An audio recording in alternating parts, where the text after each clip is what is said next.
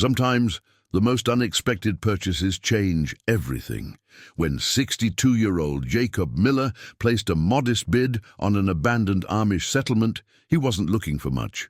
Just a quiet place to raise his late brother's daughter, 6-year-old Lydia, away from a world that had grown too fast and too loud. For $100 at a government auction, they bought what appeared to be a ghost town. Empty houses, overgrown gardens, and the silence of forgotten dreams. But as Jakob and Lydia explored their new home, they discovered something remarkable. The village wasn't truly abandoned. Hidden away in weathered houses were a handful of elderly souls who had never left, quietly tending to memories and waiting for life to return. What started as an escape from grief became something neither Jakob nor the forgotten elders expected.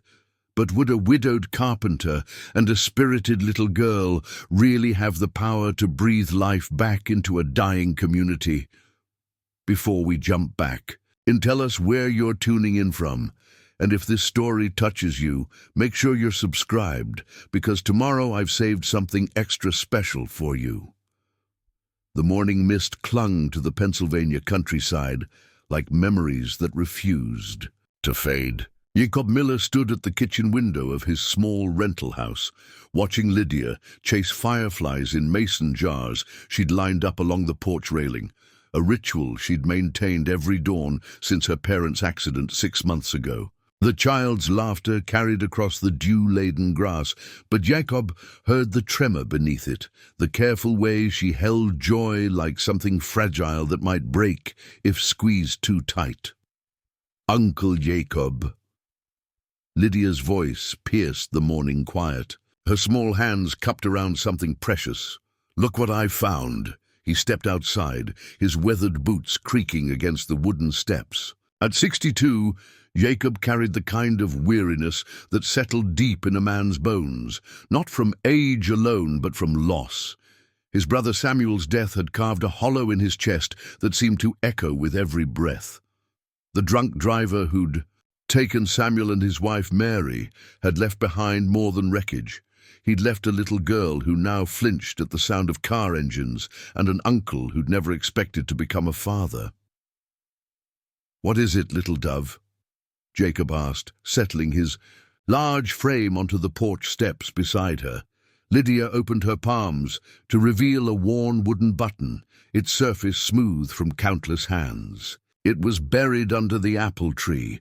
Do you think it's magic?"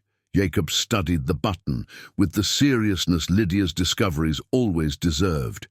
In his carpentry shop, he'd learned that the smallest details often held the greatest significance. A perfectly fitted joint, a hand-carved detail that would outlast generations. This button, with its simple craftsmanship and gentle patina, spoke of simpler times. "Magic comes in many forms," he said, his voice carrying the measured cadence of his Amish upbringing. "Sometimes it's in the hands that made something with care. Sometimes in the love that wore it smooth." The child leaned against his arm, her weight slight but comforting. "Mama used to say magic was just love we couldn't see yet." The words hit Jakob like a hammer blow to his chest. He closed his eyes, feeling the familiar wave of grief crash over him. Mary had possessed that kind of wisdom, the ability to find wonder in the ordinary, to speak truth in simple phrases that lingered. Long after the conversation ended, "Your mama was a wise woman," Jakob managed, his voice thick with emotion.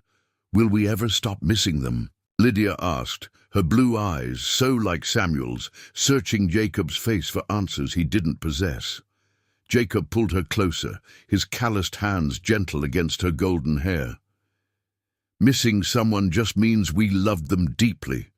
That kind of love. It changes shape, but it never disappears. Your parents, they're woven into who you are, little one. Every time you laugh or show kindness or find wonder in a simple button, they're right there with you." Lydia nodded solemnly, tucking the button into her dress pocket like a talisman. "Uncle Jakob, why do we have to move again? Mrs. Henderson says the rent here is too much, but I like feeding the chickens next door." Jacob's jaw tightened. Their elderly landlord had been patient, But patience had its limits when bills went unpaid. Jakob's carpentry work, once steady and reliable, had become sporadic since he'd taken custody of Lydia. Customers were understanding about missed deadlines and rescheduled appointments, but understanding didn't pay the bills. The insurance settlement from Samuel's death would help eventually, but lawyers moved like molasses, and grief had a way of making even simple tasks feel insurmountable. "Sometimes change finds us whether we're ready or not," Jakob said carefully, "but maybe this time change might bring us exactly where we need to be." He thought of the newspaper clipping folded in his shirt pocket, a small advertisement for a government auction that had caught his eye 3 days ago, an abandoned Amish settlement in rural Pennsylvania, available to the highest bidder. The description had been sparse. Historic religious community, approximately 12 structures, sold as is for back taxes. The starting bid was $50. Something about the listing had stirred memories of his childhood, of communities where neighbors were family and work was worship. He'd spent the morning calculating and recalculating their meager savings. After rent, groceries, and Lydia's school supplies, they had exactly $137 to their name. "Uncle Jakob," Lydia said, interrupting his thoughts, "you get that look when you're planning something important. Mama said you always rubbed your beard when you were thinking hard thoughts." Jakob realized his hand had unconsciously moved to stroke his graying beard, a habit Mary had teased him about for years. The child's perceptiveness continually amazed him. At 6, she'd already learned to read the subtle signs of adult worry, a skill no child should need to master. "I've been thinking about a place," Jakob said slowly. "A place where we might build. Something new together, where you could have your own garden and maybe some chickens of your own." Lydia's eyes widened with the kind of hope that made Jakob's chest tighten with responsibility. A real home, not just another rental. "Maybe," Jakob said, not wanting to promise too much. "It would need a lot of work. The kind of work that makes your hands dirty and your back sore, but also the kind that builds something lasting." "I like getting dirty," Lydia declared with 6-year-old confidence. "And my hands are small, so I can reach places yours can't." Jakob chuckled, the sound rusty from disuse. This child had a way of finding light in the darkest corners, of seeing possibility where others saw only problems. It was a gift that humbled him daily. "The auction is this afternoon," Jakob said, the words tumbling out before he could second-guess himself. "We'd need to drive about 2 hours north. The listing says it's an old Amish settlement, abandoned but still standing. Like the stories you tell me about when you were little, with the barns and the gardens and everyone helping each other." Something like that. Jakob's memory drifted to his own childhood in Lancaster County, where community meant more than proximity. It meant shared purpose, mutual support, and the understanding that individual strength came from collective care. He'd left that world as a young man, drawn by curiosity and the promise of modern conveniences, but lately he'd found himself longing for its simplicity. "Can we really afford it?" Lydia asked, with the practical concern of a child who'd overheard. Too many hushed conversations about money. Jakob pulled the crumpled auction notice from his pocket, studying the faded photograph that accompanied the listing. The image showed weathered buildings arranged around a central common area, their simple lines speaking of honest construction and purposeful design. Trees had begun to reclaim some of the structures, and weeds grew tall between cobblestones, but the bones of the place looked sound. "Sometimes," Jakob said, "the best things in life aren't expensive. They're just waiting for someone to recognize their worth." They spent the rest of the morning preparing for the journey. Jakob loaded his toolbox into the back of his pickup. Truck, hammers and saws that had belonged to his father and grandfather before him. Lydia packed a small suitcase with careful precision, including her collection of found treasures, smooth stones, pressed flowers, and now the mysterious button that had started their morning conversation. As they drove north through rolling farmland, Lydia pressed her face to the window, counting cows and horses with the dedication of a census taker. Jakob found himself thinking about second chances, how they often came disguised as risks, wrapped in uncertainty and tied with hope. "Uncle Jakob," Lydia said as they turned onto a gravel road that led to the auction site, "do you think the people who lived there left any stories behind?" Jakob considered the question seriously. In his experience, places always held stories.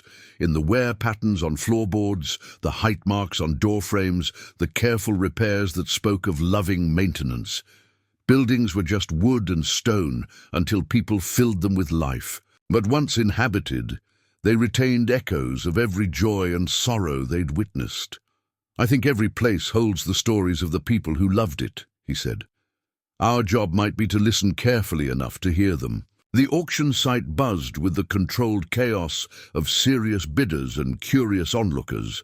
Jakob registered their presence with the auctioneer, a red-faced man whose voice carried the rhythm of practiced authority. As they walked the property, Jakob's trained eye assessed foundations and roof lines, while Lydia explored with the fearless curiosity of childhood.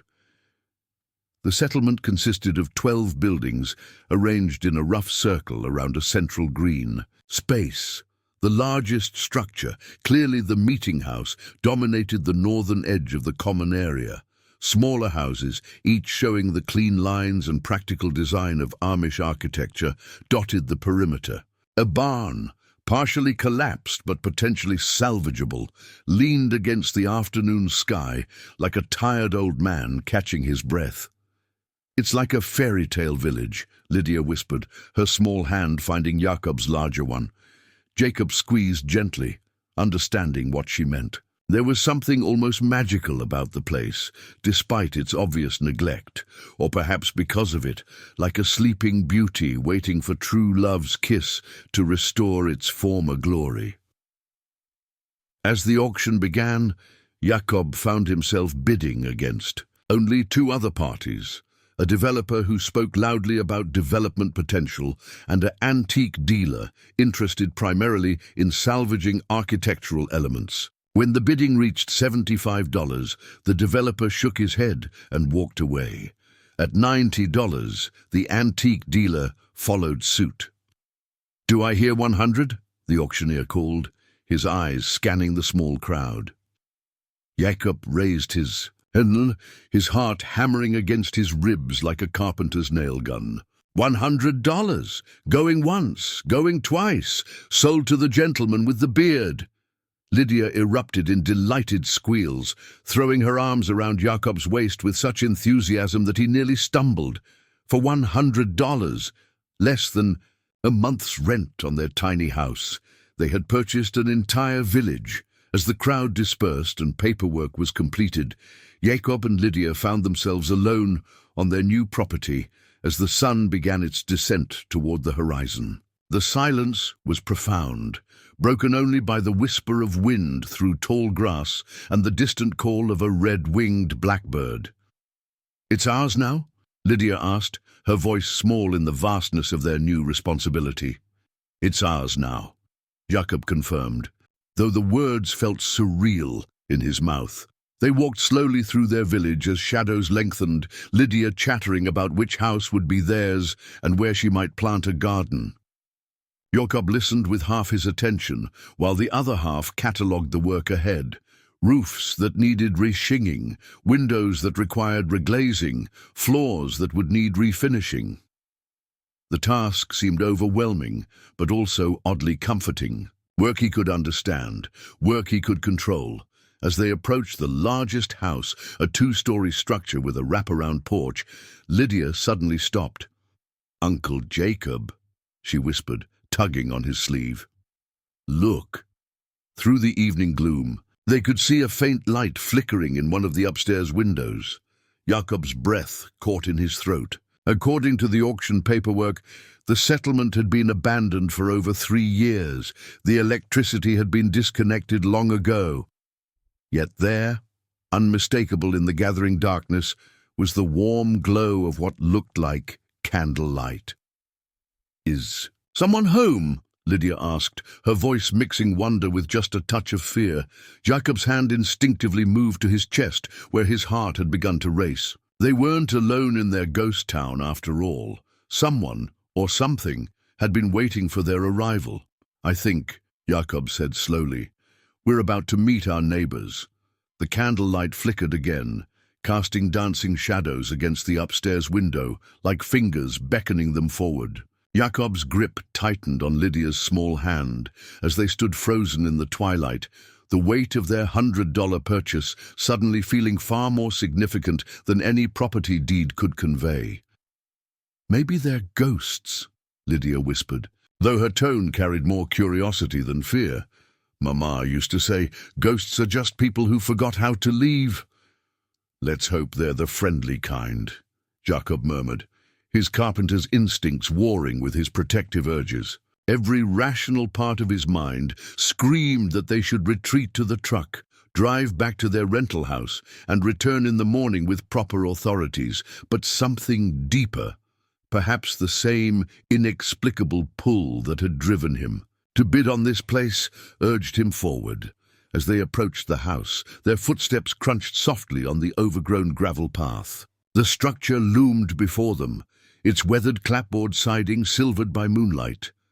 The front porch sagged slightly on the left side, and several spindles were missing from the railing, but the bones of the building appeared solid. Jakob's trained eye automatically catalogued repairs. New support posts, fresh paint, at least 3 broken windows that would need replacing. "Uncle Jakob, look!"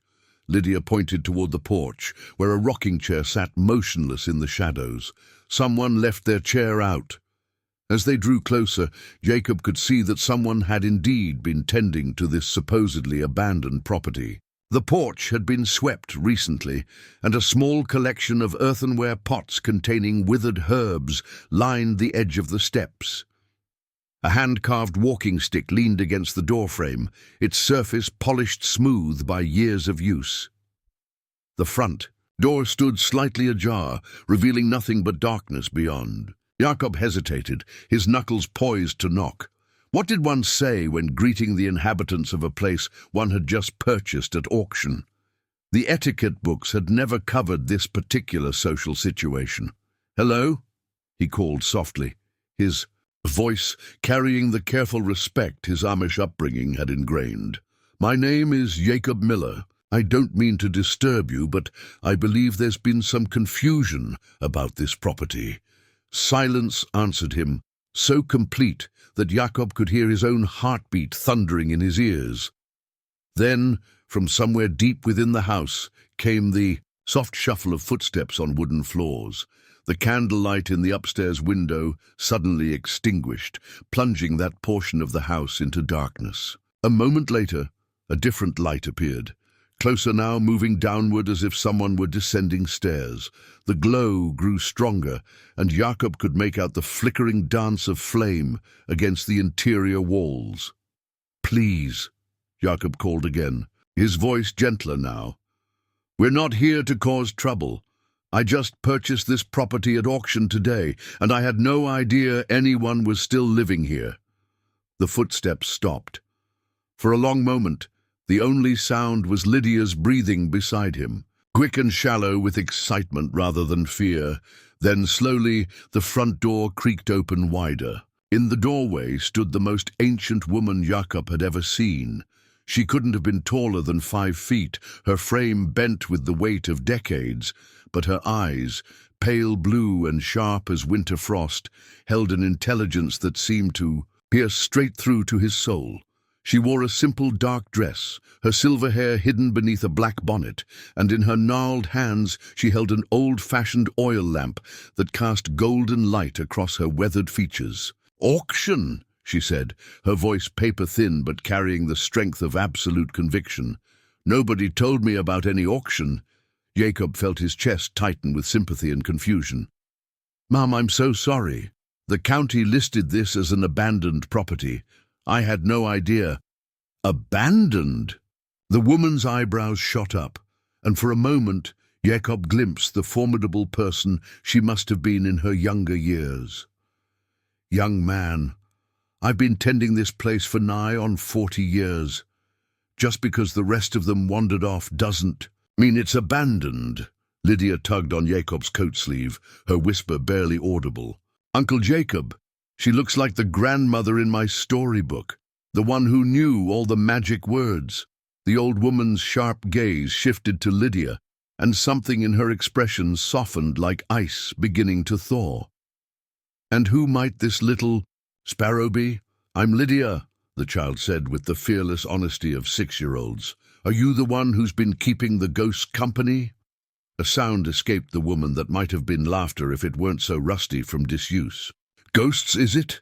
Child, at my age I'm practically a ghost myself. Name's Esther Yoder, and I reckon we need to have ourselves a proper conversation." She stepped aside, gesturing for them to enter. Jakob hesitated, suddenly aware of how surreal this entire situation had become. This morning he'd been a struggling carpenter facing eviction. Now he was standing in the doorway of a house he'd supposedly bought from a county that apparently didn't know it was still inhabited. "It's all right," Esther said, seeming to read his thoughts. "I don't bite, and I suspect we've got some sorting out to do. Besides, it's been a long time since this house heard the sound of young voices." They followed her into a front parlor that seemed frozen in time. The walls were lined with simple wooden furniture, chairs and tables bearing the clean lines and expert joinery that Jakob recognized as authentic Amish craftsmanship. A stone fireplace dominated one wall, its hearth swept clean but cold. The air smelled of lavender and old wood, with an underlying mustiness that spoke of a house lived in but underloved. Esther settled into a rocking chair that creaked familiarly under her weight, suggesting this was her customary seat. She gestured toward a simple bench where Jakob and Lydia perched like uncertain birds ready to take flight. "Now then," Esther said, raising the oil lamp to better study their faces. "Tell me about this auction business." Jakob pulled the paperwork from his jacket pocket, his hands trembling slightly as he unfolded the official documents. "The county sent notices about back taxes. When no one responded, they put the property up for public sale. I had no idea anyone was still living here, Mrs. Yoder. If I'd known—" "Miss Yoder," she corrected firmly. "Never found a man worth changing my name for, and at 93, I'm not likely to start looking now." 93? Lydia breathed, her eyes wide with wonder. "That's almost 100. "Close enough to make no difference," Esther agreed, dryly. "And in all those years, I've learned that life has a way of bringing people together exactly when they need each other most." Jakob studied her face in the lamplight, noting the deep lines that spoke of decades spent squinting into the sun. The calloused hands that had known honest work, the way she held herself with quiet dignity despite her obvious frailty. "Miss Yoder, I don't understand. If you've been living here all this time, why didn't you pay the taxes? Surely someone from the county should have..." "Should have what?" Esther's voice carried a bitter edge. "Should have noticed one old woman trying to hold together a place that everyone else gave up on? Should have cared that I've been keeping the buildings from falling down completely while waiting for folks to come home." The pain in her words hit Jakob like a physical blow. He could see it now.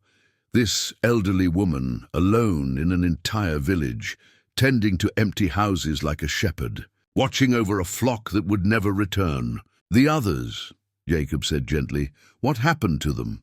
Esther's rocking chair creaked rhythmically as she considered her answer. "Same thing that happens to most communities these days. Young folks grew restless, wanted more than simple living. A good offer. Families moved to places with better jobs, modern conveniences. One by one, houses emptied until it was just me and Samuel Stoltzfus and old Rebecca Zook." "Was?" Lydia asked, picking up on the past tense. "Samuel passed 2 winters ago. Heart gave out while he was splitting wood." Rebecca followed him 6 months later, couldn't bear to be the only other soul left in this place. Esther's voice grew, thick with unshed tears. That left just me, and I suppose the county figured one stubborn old woman didn't count for much. Jakob felt something crack open in his chest. The loneliness this woman had endured, maintaining an entire community by herself while the world forgot she existed, struck him as profoundly tragic and beautiful simultaneously. It reminded him of his own isolation since Samuel's death, though his had lasted months, not years. "Miss Yoder," he said carefully, "I paid for this property fairly, but that doesn't mean we can't work something out. Maybe we could. What?" Esther's sharp eyes fixed on his face. "Let me stay on as some kind of charity case. Put me in one of those facilities where old people go to wait for dying." "No," Jakob said firmly, surprised by the strength of his own conviction. "I was thinking more along the lines of partners." Lydia bounced excitedly on the bench. "Yes, like in the stories where people help each other build something wonderful." Esther's rocking slowed as she studied them both. Partners in what, exactly? Jakob looked around the parlor, taking in the craftsmanship of the furniture, the careful attention to detail in every joint and finish. "In bringing this place back to life. You know these buildings better than anyone. You understand what they need, how they were meant to function. I know construction, and I've got a little girl who seems to believe in magic. I found a button this morning," Lydia added solemnly, pulling the worn wooden disc from her pocket. "Uncle Jacob says magic comes in many forms." Esther leaned forward, extending one gnarled hand to examine Lydia's treasure.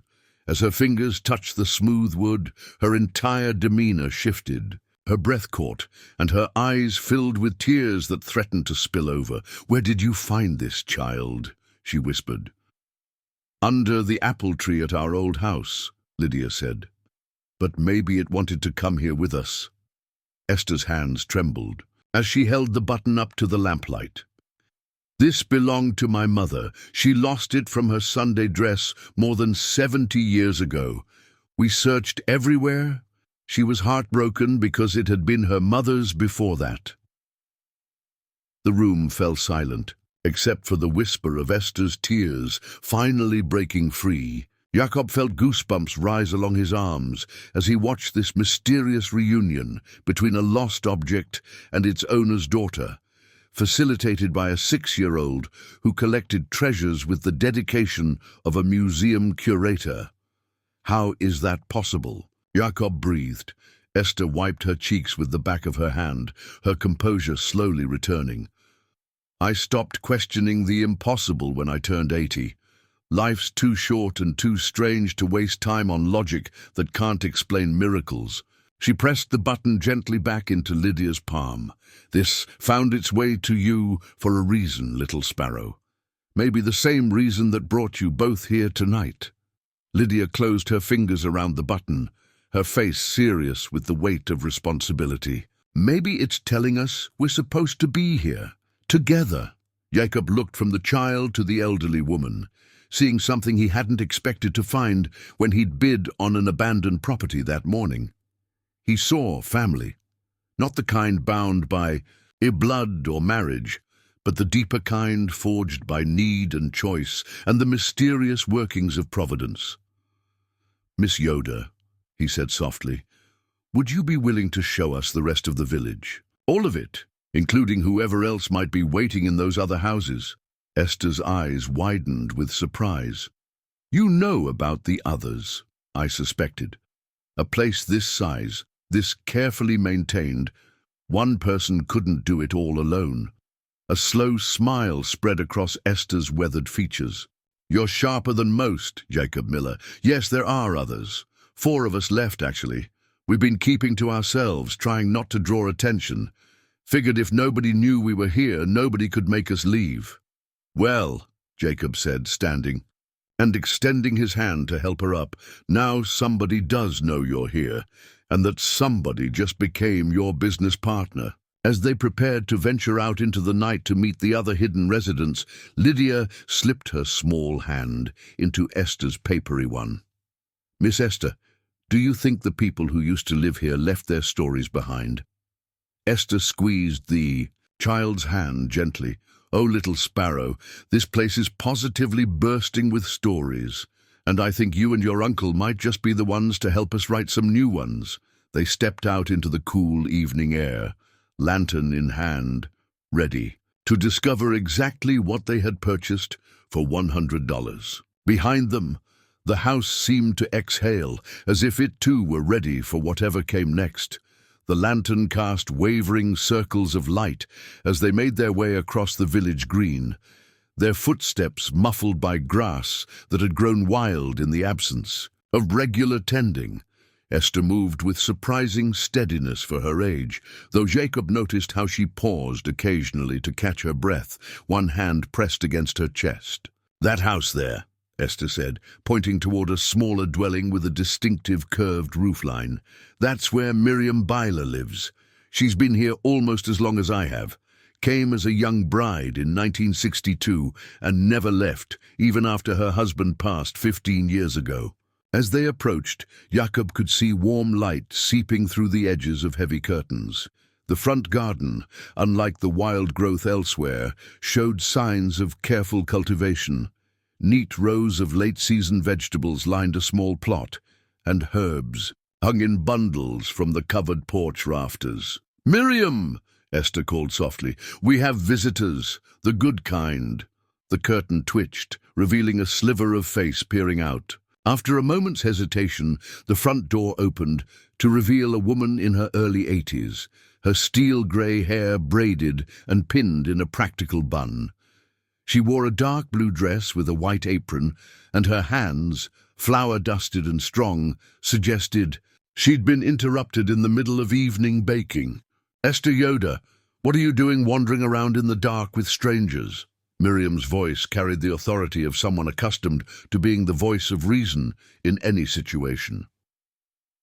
"They're not strangers anymore," Esther replied with a hint of mischief. "Meet Jakob Miller and his niece Lydia. They just bought our village." Miriam's eyebrows shot up so high they nearly disappeared beneath her prayer covering. "Bought it? From who?" Jakob stepped forward, still clutching the auction papers that had become his proof of purchase. "The county sold it for back taxes." "I had no idea anyone was still living here, Mrs. Byler. I'm afraid there's been a terrible misunderstanding." "Miss Byler," Miriam corrected automatically, then softened her tone as she studied his face in the lamplight. "And you're saying you own this place now? Legal-like?" "The paperwork seems to be in order," Jakob said, though he was beginning to wonder if any paperwork could be truly in order when it involved displacing people who'd called somewhere home for decades. "But Miss Byler, we need to figure out how to make this right for everyone." Lydia had been unusually quiet during this exchange, her attention captured by something else entirely. She tugged on Jakob's coat sleeve with increasing urgency until he looked down. "Uncle Jakob," she whispered, pointing toward the house. "Someone's watching us from the upstairs window." Indeed, in the second-story window directly above, where they stood, Jakob could make out the silhouette of someone looking down at them. The figure was too indistinct to identify, but there was something about the way it held itself, still as a statue, observant as a sentinel, that sent a chill down his spine. Miriam followed their gaze and sighed heavily. "That would be my grandson, Thomas. He's been staying with me since his parents decided city life suited them better than our old ways." "How old is he?" Lydia asked, her voice brightening with the possibility of a new friend. 16 and convinced the whole world is against him," Miriam replied with the weary fondness of grandmothers everywhere. "He doesn't take well to surprises, especially ones that might threaten his hiding place."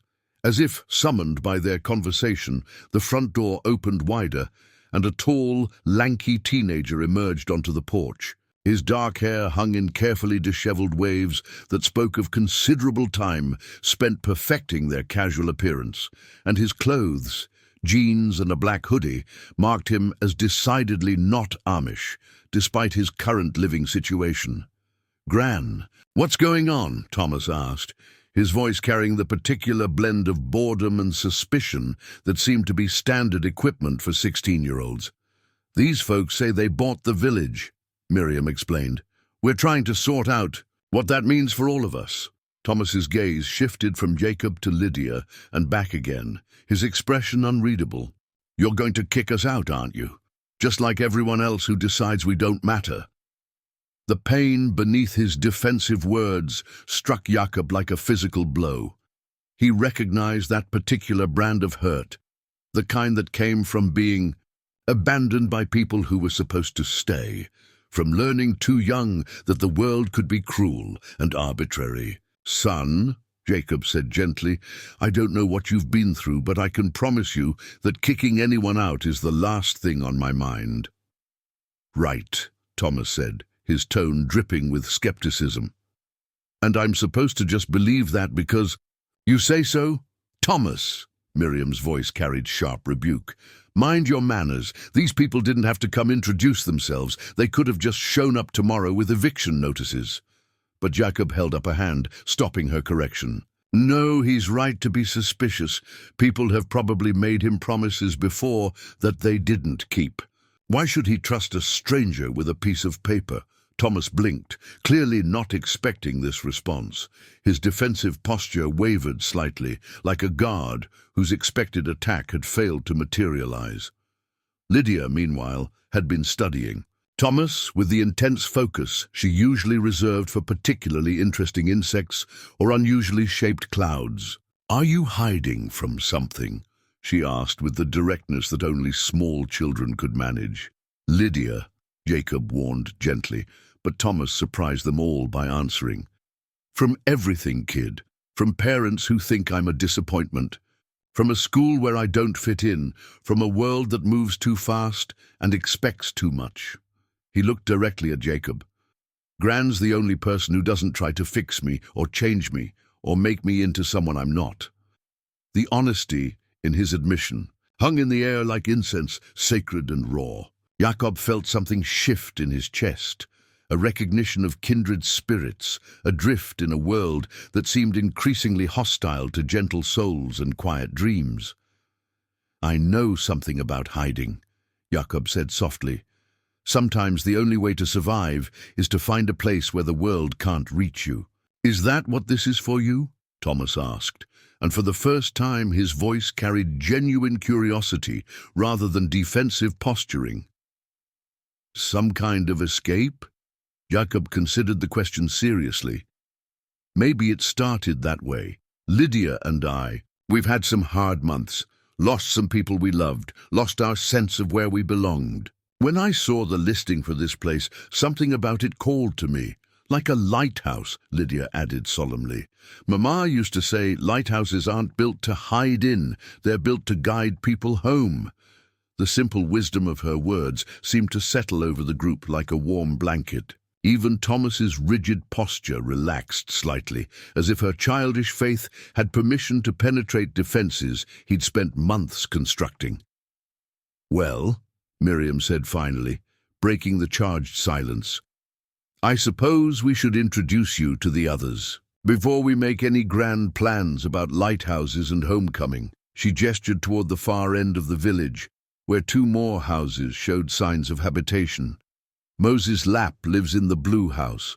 He's our unofficial historian, keeps track of all the stories this place has collected over the years. And Ruth Stoltzfus, she's Samuel's widow, the one Esther mentioned earlier. She lives in the corner house with the big garden."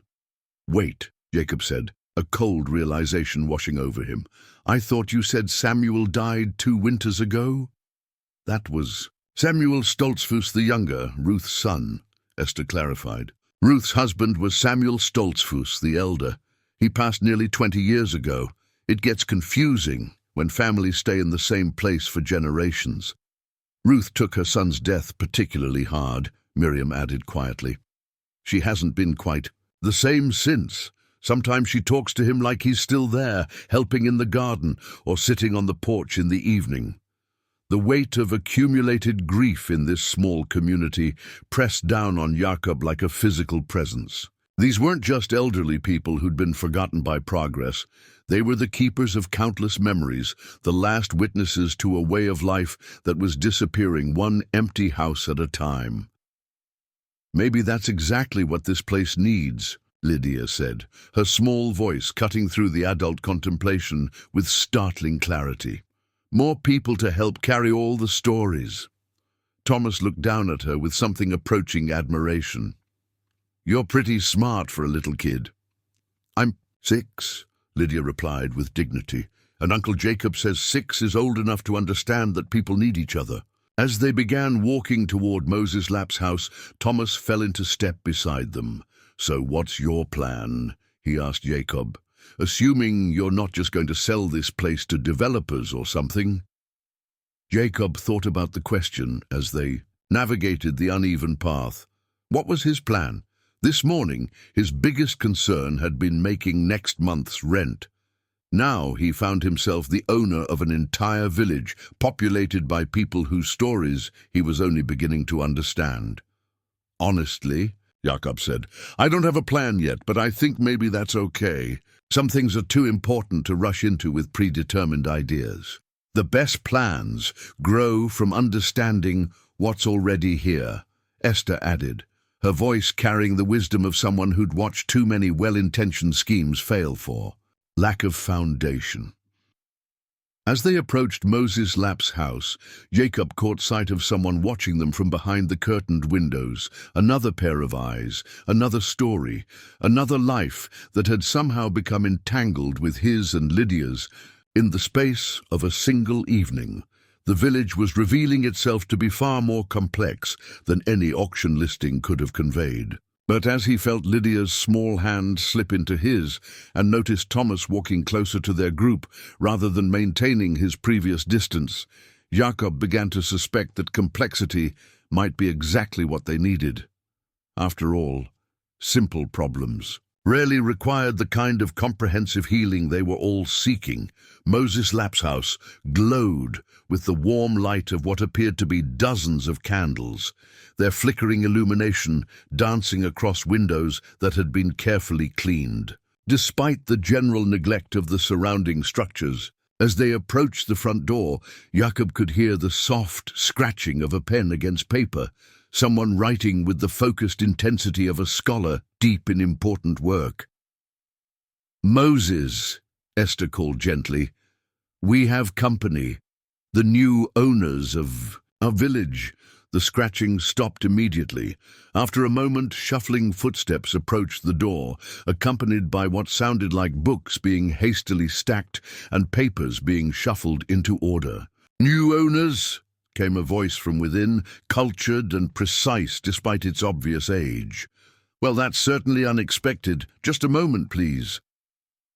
When the door finally opened, Jakob found himself face to face with a man who seemed to embody the very concept of dignity, despite his advanced years. Moses Lapp stood perhaps 5 feet 8 inches tall, his frame thin but erect, his white beard carefully trimmed, and his silver hair neatly combed despite the late hour.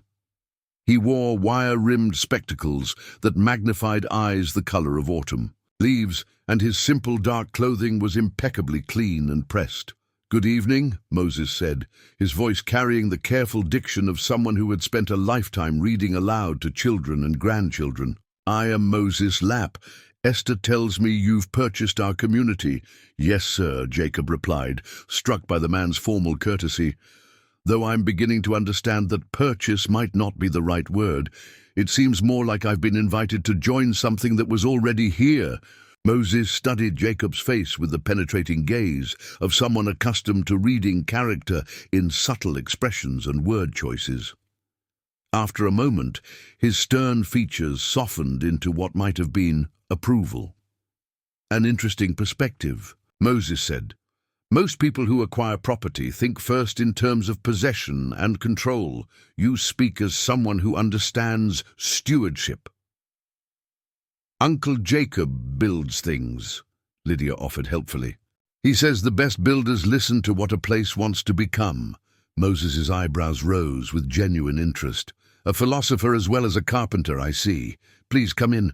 I was just working on the village chronicle. We have much to discuss. They followed him into a front room that took Jakob's breath away.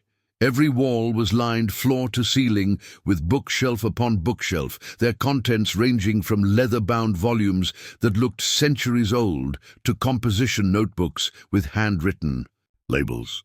A large wooden desk dominated the center of the room, its surface covered with neat stacks of papers, several open books, and what appeared to be hand-drawn maps and architectural sketches. "My goodness," Jakob breathed, turning slowly to take in the overwhelming collection. "How long have you been gathering all this?" 53 years, Moses replied with quiet pride. Every family history, every birth and death record, every story told around winter fires and summer picnics. This village may appear abandoned to outside eyes, but its history lives on in these pages. Thomas had gravitated toward one of the bookshelves, his earlier defensiveness replaced by obvious fascination. "Are these all about this place?" "This place and the people who made it what it was," Moses confirmed. "The Yodas, who settled here in 1847, the Stoltzfus family who built the first mill, the Byers who established the school that educated 3 generations of children before the county consolidated everything into those massive regional facilities." Lydia had found her way to the desk, where she stood on tiptoe trying to examine the hand-drawn maps. "What are all these pictures?" Moses moved to stand beside her, his manner gentle and patient. "These are maps showing how the village has changed over the years. See this drawing? This shows what the settlement looked like in 1875, when we had 32 families living here." He pulled out another sheet, this one showing significantly fewer structures. "And this shows 1925, after the first wave of families moved to the cities for factory work." A third map revealed the village much as Jakob had seen it today. 12 buildings, most empty, with small X marks indicating which houses still had residents. "It's like watching someone grow old," Jakob murmured, studying the progression of images. "The bones are still there, but so much life has moved away." "Exactly," Moses said, his voice heavy with the weight of witnessed decline. "I've been documenting not just what was, but what was lost. Each family that left took irreplaceable knowledge with them, skills, stories, connections that can never be fully recovered." "But some things remain," Esther interjected firmly. "The 4 of us, we're still here. We still remember." 5 of us, Thomas corrected quietly, and Jakob noticed Moses's surprised expression. "Thomas, my boy, I didn't realize you considered yourself part of our community," Moses said gently. "I didn't either until tonight," Thomas admitted, his cheeks flushing slightly. "But Gran's taught me things, about the old ways, about why they mattered. And listening to all of you talk about this place, it feels like somewhere I could actually belong." The emotion in the teenager's voice hit Jakob like a sledgehammer to the chest. He recognized that particular combination of hope and fear, the desperate longing for belonging, warring with the certainty that disappointment was inevitable. "You know," Jakob said carefully, "belonging isn't something that happens to you. It's something you choose and then work to build." "Spoken like a true craftsman," Moses observed approvingly. "Building requires both vision and patience." He moved to another section of shelving and withdrew a leather-bound ledger, its pages yellowed with age. "Jakob, if you truly intend to become part of this community rather than simply its owner, then you should understand what you're inheriting." He opened the ledger to a page filled with neat handwriting in faded black ink. "This is the Community Covenant, written in 1847 by the founding families. It established the principles that governed life here for over a century." Jakob leaned closer to read, squinting at the old-fashioned script. The language was formal and archaic, but the meaning came through clearly. Mutual aid, shared responsibility, decisions made by consensus rather than decree, care for the elderly and protection of the young. "It's beautiful," Jakob said softly, "like a blueprint for how people should treat each other." "It worked too," Moses replied. "For generations, this community thrived because everyone understood that individual success meant nothing if the whole suffered." "What changed?" Lydia asked, her 6-year-old directness cutting to the heart of adult complexity. Moses was quiet for a long moment, his fingers tracing the edges of the old pages. "The world outside grew louder," he said finally. "Faster. The young people began to see our ways as backward, our pace as too slow. One by one they chose different dreams." "Can't blame them entirely," Miriam added from the doorway where she'd been listening. "We old ones, we sometimes held too tightly to the past, forgot that traditions need to breathe and grow, or they become prisons instead of foundations." "But look what we ended up with," Thomas said, his voice growing heated. "Cities full of people who don't know their neighbors, jobs that drain your soul, families scattered across continents because everyone's chasing some version of success that leaves them empty." The passion in his words surprised everyone, including himself. He flushed, deeper red, and looked down at his shoes. "Sorry, I've lived in that world. It's not better, just louder." Jakob felt something crystallize in his mind, a vision that had been forming since the moment Esther had opened her door to them. What if we didn't have to choose between old and new? What if we could take the best of both? "How do you mean?" Moses asked, his scholar's curiosity clearly piqued. "Well," Jakob said, his carpenter's mind beginning to work through possibilities, "we have buildings that need repair, but we also have people who understand how they were meant to function. We have land that could be productive again, and we have knowledge about how to work it sustainably. Most importantly, we have people who've proven they can live together in mutual support." "You're talking about rebuilding the community," Esther said slowly, "but differently than it was before." "I'm talking about growing it," Jakob corrected, "building on what's here rather than trying to recreate what's gone."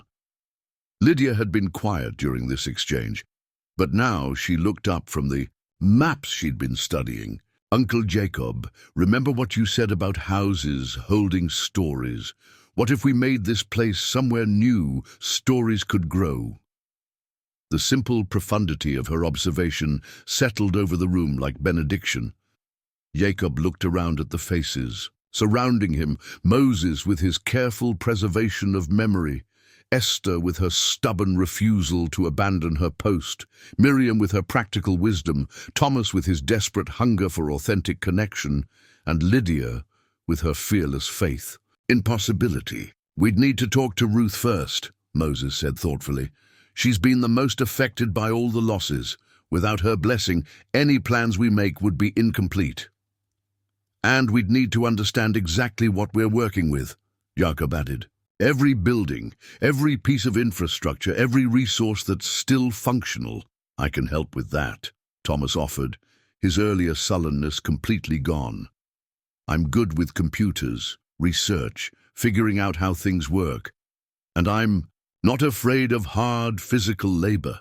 "The boy's been helping me maintain the properties," Miriam confirmed. "He's got good instincts and strong hands." Moses closed the ledger carefully and returned it to its place on the shelf. "If we're truly going to attempt this, rebuilding a community from its remnants, we'll need to document everything. The successes and failures, the lessons learned, the adaptations required. A new chapter in the Chronicle," Esther said with satisfaction. As they prepared to leave Moses' house and complete their introductions with Ruth Stoltzfus, Jakob felt the weight of what they were contemplating. It was more than renovation, more than simple property development. They were talking about resurrection, breathing new life into something that had been slowly dying for decades. "Moses," Jakob said as they reached the door, "that community, covenant you showed us, do you think its principles could still work today?" Moses smiled, the expression transforming his scholarly features. Jakob, my friend, I think those principles are exactly what today's world needs most. The question isn't whether they can work, it's whether we have the courage to live with them. As they stepped back into the night air, the village around them seemed somehow more substantial, less like an abandoned relic, and more like a sleeping giant waiting to wake. In the distance, Ruth Stoltzfus's house glowed with gentle light. The final piece of the puzzle they were only beginning to understand, but Jakob was starting to believe that some puzzles were worth solving, no matter how complex they appeared. Ruth Stoltzfus's house sat at the far corner of the village green, distinguished by what had once been the most elaborate garden in the settlement. Even in the darkness, Jakob could make out the geometric precision of raised beds and carefully planned pathways, though weeds now competed with the intended plantings for space and sunlight. A large oak tree dominated the front yard, its trunk so massive that Jakob estimated it had been growing here for well over a century. "Ruth tends that garden like it's sacred ground," Miriam said quietly as they approached. "Samuel, her son, he used to help her with the heavy work. Since he passed, she's been trying to manage it alone, but it's getting to be too much. She talks to him while she works," Esther added, her voice gentle with understanding rather than judgment. "Sometimes when I walk by in the morning, I can hear her giving him instructions about which rows need weeding or where the new seedlings should go." Thomas looked uncomfortable with this information. "That's not... she knows he's gone, right?" "Grief takes many forms," Moses said with scholarly precision. "Ruth is perfectly aware that Samuel is dead, but the heart doesn't always accept what the mind understands. Sometimes we need to say goodbye gradually." As they reached the front porch, Jakob noticed details that spoke of a household struggling to maintain standards that had once been effortless. The porch railings had been recently painted, but with an unsteady hand that had allowed drips and uneven coverage. A rocking chair sat beside the front door, its cushion worn thin from constant use, and a small table held a collection of garden tools that had been cleaned but not properly stored. Before anyone could knock, the door opened to reveal a woman who seemed to embody the very essence of faded elegance. Ruth Stoltzfus had once been beautiful in the way that spoke of inner strength rather than mere physical attributes, and even at 78, traces of that beauty remained in her straight shoulders and carefully braided silver hair. She wore a dark green dress with a white apron, both showing signs of recent mending, and her hands, still strong despite their obvious age, gripped the doorframe as if needing support. "Esther Miriam Moses," she said, her voice carrying a musical quality despite its obvious weariness. "You're out late tonight, and you've brought visitors."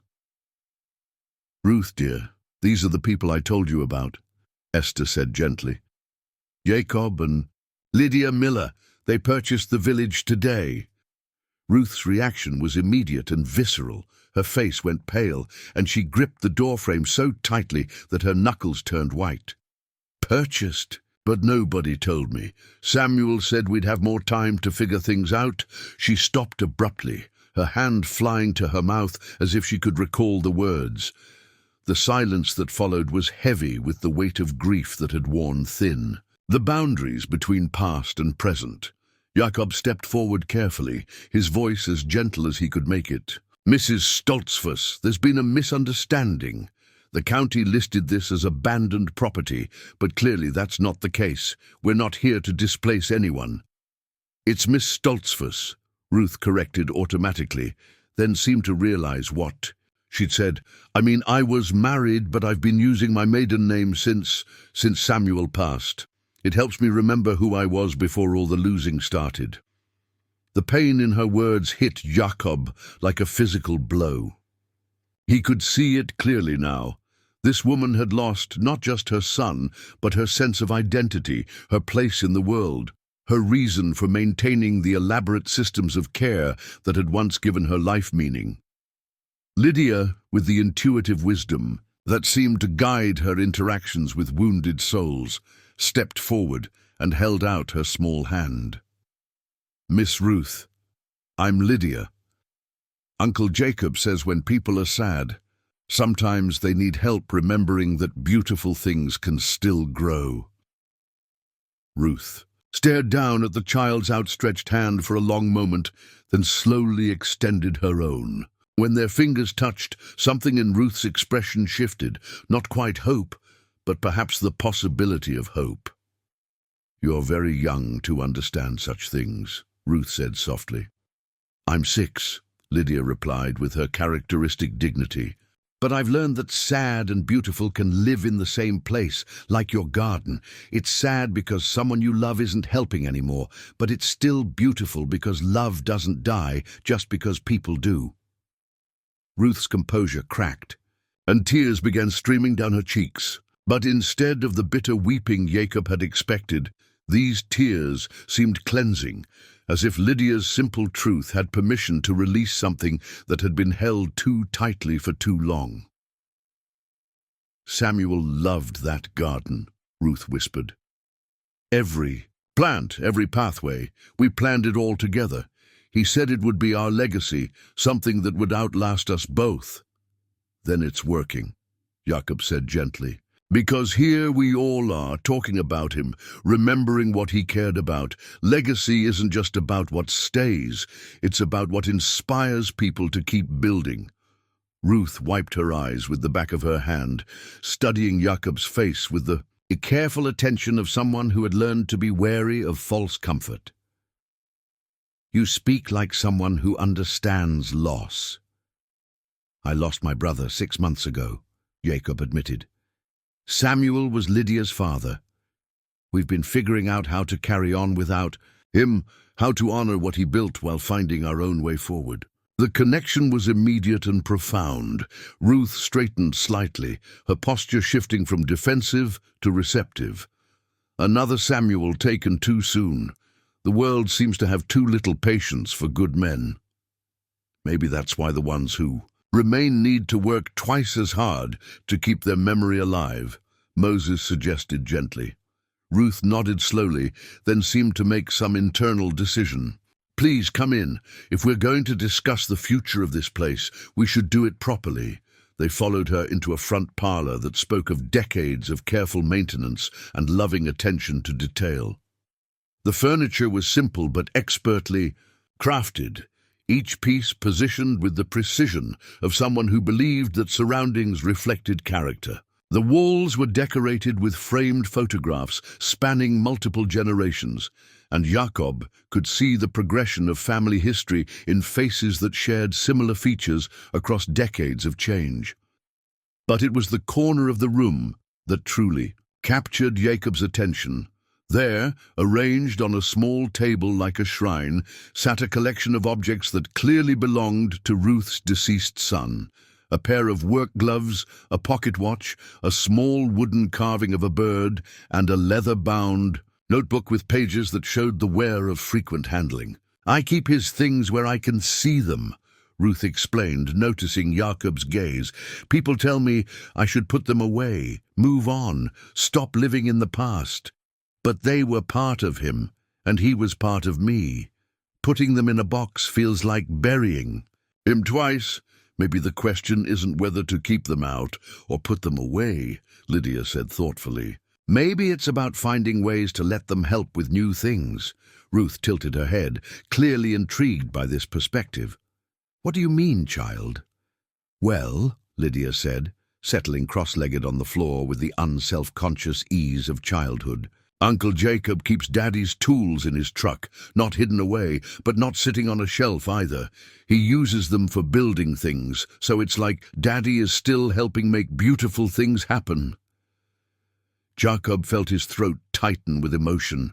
He hadn't realized Lydia had noticed this detail, hadn't known she understood why he'd chosen to keep Samuel's carpenter tools in active use rather than storing them as mementos.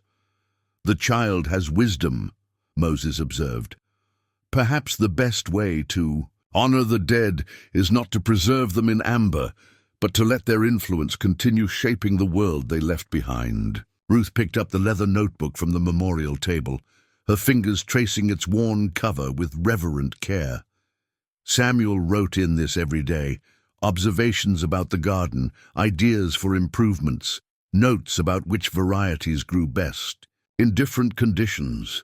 I've been afraid to open it since he died, afraid that reading his words would make the loss feel too real.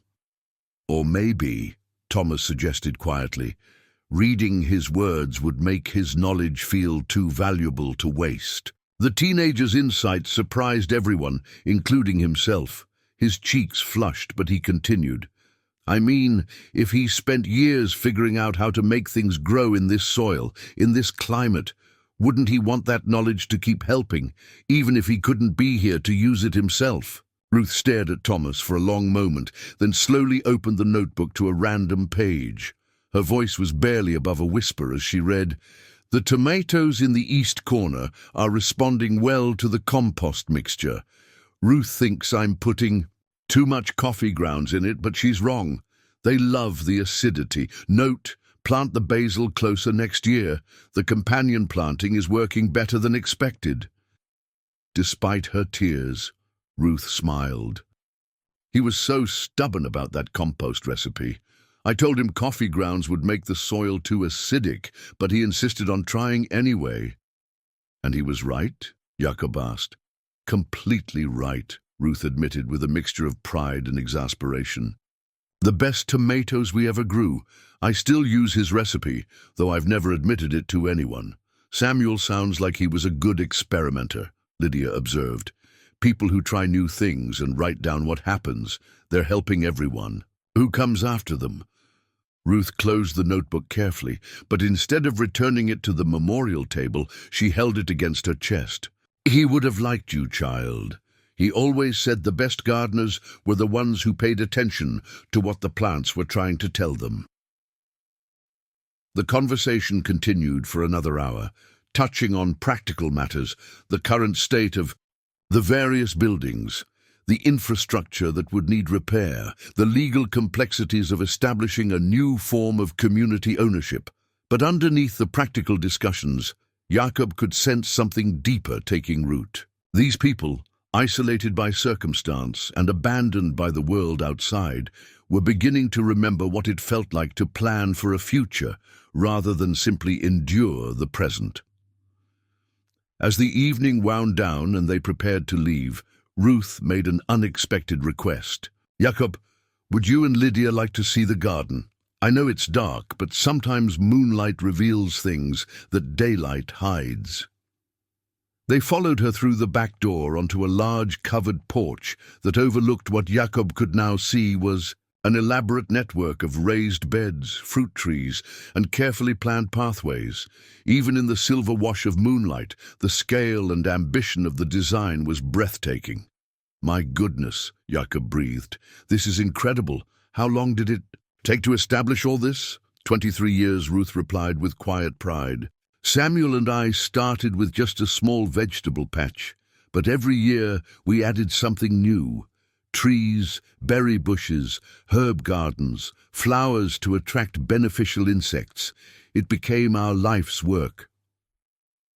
Lydia had wandered to the edge of the porch and was staring out at the moonlit garden with rapt attention. Miss Ruth, it's like a whole world. Do you think, would it be okay if I helped you take care of it sometimes? Ruth's breath caught, and for a moment she was unable to speak.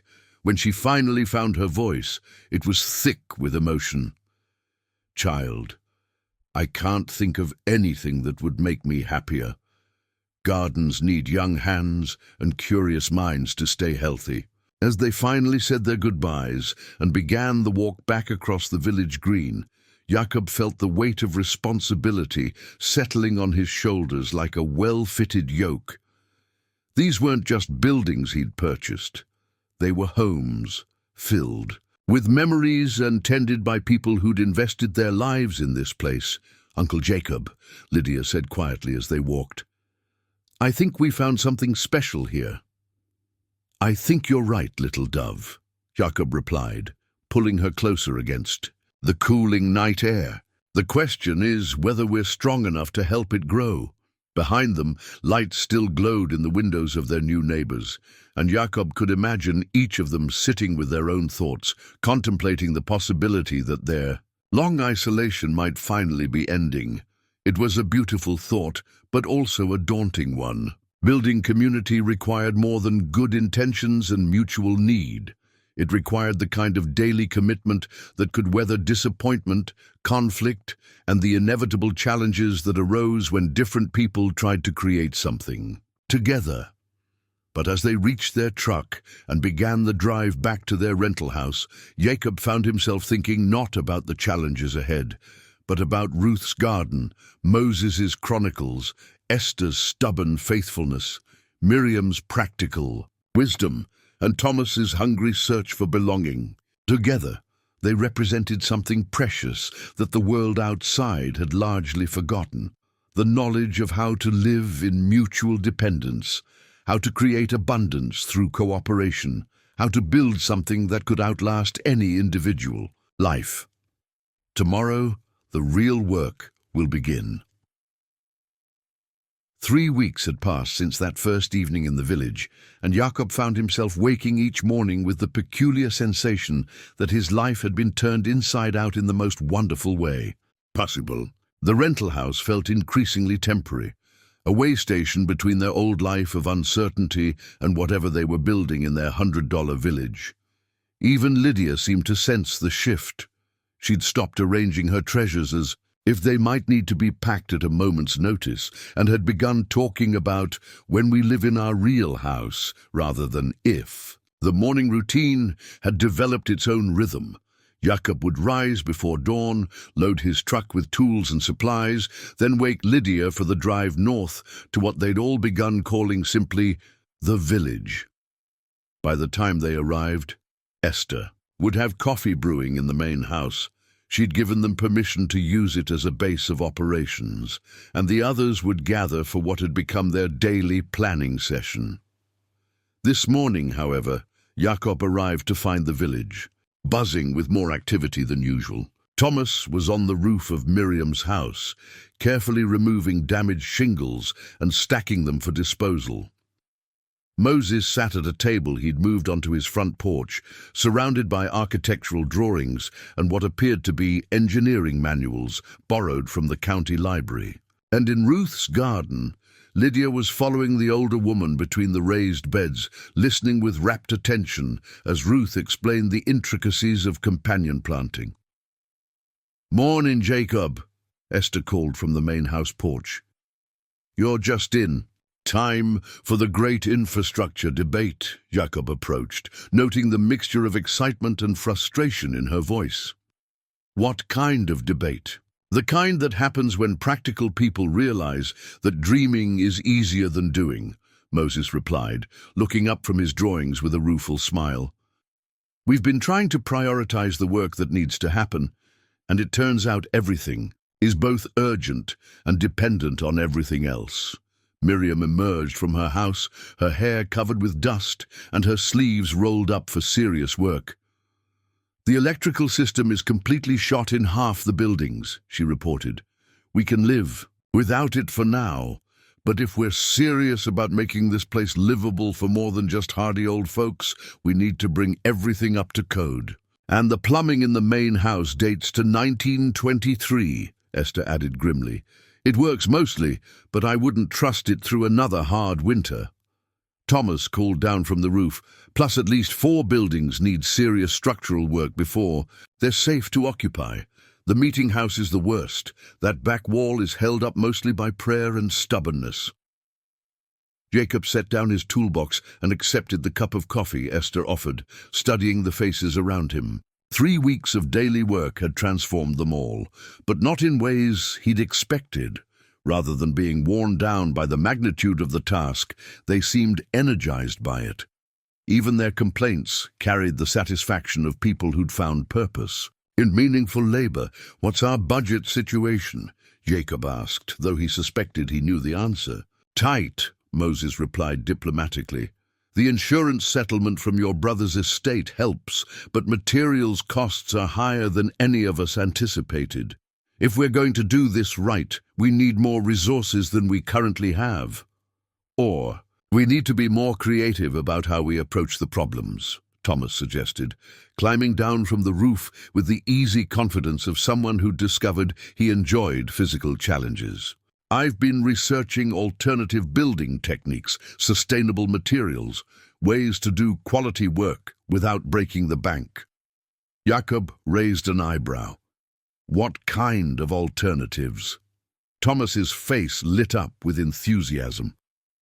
Well, for instance, instead of replacing all the electrical systems with traditional copper wiring, we could install a combination of modern LED lighting and solar panels. The upfront cost is higher, but the long-term savings are substantial, and it would make the village more self-sufficient.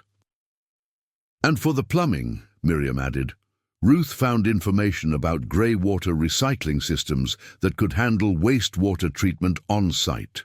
Again, more expensive initially, but it would eliminate monthly utility bills. Jakob found himself impressed by the depth of research they'd undertaken. You've all been thinking about this seriously. We've had time to think about little else, Esther said dryly. When you're living in a place that needs everything fixed at once, you either get creative or get overwhelmed. We chose creative. Uncle Jakob, Lydia's voice carried across the green as she ran toward them, her face flushed with excitement and her hands dirty from garden work. Miss Ruth showed me the secret. The plants tell you what they need if you know how to listen. Ruth followed, at a more measured pace, her expression mixing amusement with genuine pride. The child has natural instincts, she reported. She noticed that the bean plants in the north corner were struggling and suggested we check the soil drainage. She was absolutely right. Too much clay content, not enough organic matter. So we're going to fix it, Lydia announced. Miss Ruth says we can make better soil by composting, and she's going to teach me how. The simple joy in Lydia's voice struck Jakob with unexpected force. In their old life, educational opportunities had been limited by budget and geography. Here she was learning from experts who'd spent decades perfecting their knowledge, and her curriculum was as vast as the community's collective wisdom. That's wonderful, little dove, Jakob said, settling onto the porch steps beside her. What else have you learned this morning? That gardens are like communities, Lydia said solemnly. Some plants help other plants grow better, and some plants protect their neighbors from bugs and diseases. Miss Ruth says the best gardens have lots of different kinds of plants working together. The metaphor wasn't lost on the adults listening. Moses nodded approvingly. Wisdom often comes disguised as simple observations. Speaking of working together, Thomas said, his tone becoming more serious, I've been thinking about our resource problem. We need more help, both financial and practical, but maybe we're approaching it backwards. How do you mean? Jakob asked. Well, we keep talking about what we need from the outside world, but what if we focused on what we could offer to it instead? What if this place could become something that actually contributes to the broader community rather than just existing on its margins? Esther set down her coffee cup with a sharp clink. Thomas Miller Byler, you've been thinking dangerous thoughts. Good. Dangerous or bad dangerous? Thomas asked with a grin. The kind that might actually work, Moses replied thoughtfully. What did you have in mind? Thomas looked around the group as if seeking permission to voice an idea that had been growing in his mind. What if we turned this into a working demonstration of sustainable community living, not just for ourselves, but as an educational resource, for other people who are looking for alternatives to the way most folks live now? The suggestion hung in the air like morning mist, beautiful but insubstantial until examined closely. Jakob found himself turning the idea over in his mind, testing its weight and practicality. You're talking about agritourism? Miriam asked. Like those places where city folk come to pet farm animals and buy overpriced vegetables? Not exactly, Thomas said, his enthusiasm building as he articulated his vision. More like a living laboratory where people could come to learn practical skills, organic farming, traditional crafts, sustainable building techniques, community governance models that actually work. We could offer workshops, Ruth added, clearly warming to the concept. I know dozens of people who've forgotten how to preserve food, grow their own vegetables, repair things instead of throwing them away. And Moses has enough historical knowledge to teach courses on traditional craftsmanship and community organization, Esther observed. Plus, Thomas continued, if we document everything we're doing here, the successes and failures, the innovative solutions we develop, the lessons we learn about building genuine community, that information would be valuable to researchers, policymakers, other groups trying to create alternative living arrangements. Jakob felt a familiar sensation in his chest, the same stirring he'd experienced when he'd first seen the auction listing. This wasn't just renovation anymore, it was revolution, small-scale, practical revolution, but revolution nonetheless. It would solve multiple problems at once, he said slowly, working through the implications. Generate income to fund the restoration work, attract people with skills and knowledge we need, create a reason for the outside world to value what we're building here instead of dismissing it as nostalgic fantasy. Exactly, Thomas said, and it would give us a mission beyond just surviving. We'd be proving that community cooperation isn't just a quaint historical curiosity. It's a viable alternative to the isolation and competition that's making so many people miserable. Lydia had been listening to this conversation with the intense focus she reserved for ideas that captured her imagination. So, we'd be like teachers, but instead of having a classroom, the whole village would be our classroom. That's a beautiful way to put it, Moses said approvingly.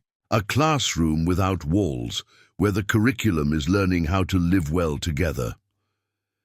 But we'd need to be careful, Ruth cautioned. If we're not thoughtful about it, we could end up turning our home into a tourist attraction rather than a genuine community. Boundaries, Miriam agreed firmly. Clear distinctions between what's private and what's educational, between what's for show and what's for living. The discussion continued for another hour, touching on practical concerns, liability insurance, zoning regulations, marketing strategies, but always returning to the central question. Could they build something that was both authentic community and valuable educational resource? As the morning progressed and they dispersed to their various work projects, Jakob found himself thinking about the evolution of their shared vision.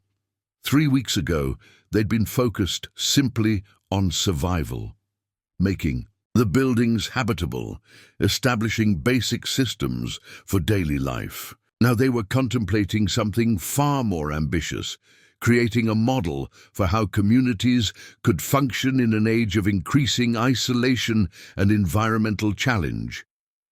Uncle Jakob, Lydia said, appearing at his elbow as he stood contemplating the village green.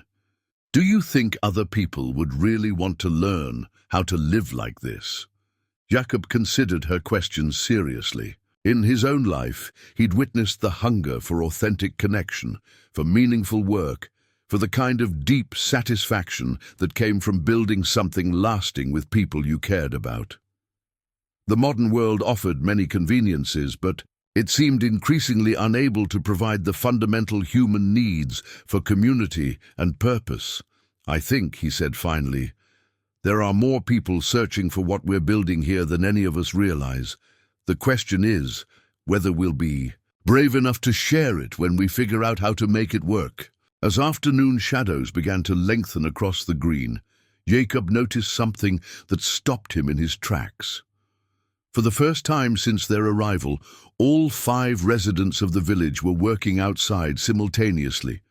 Thomas on his roof, Moses organizing his research materials, Miriam tending to electrical repairs, Ruth and Lydia collaborating in the garden, and Esther hanging laundry that snapped cheerfully in the autumn breeze.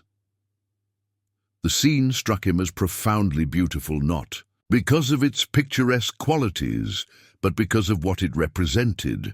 People who'd spent years in isolation had remembered how to be productive members of a functioning community.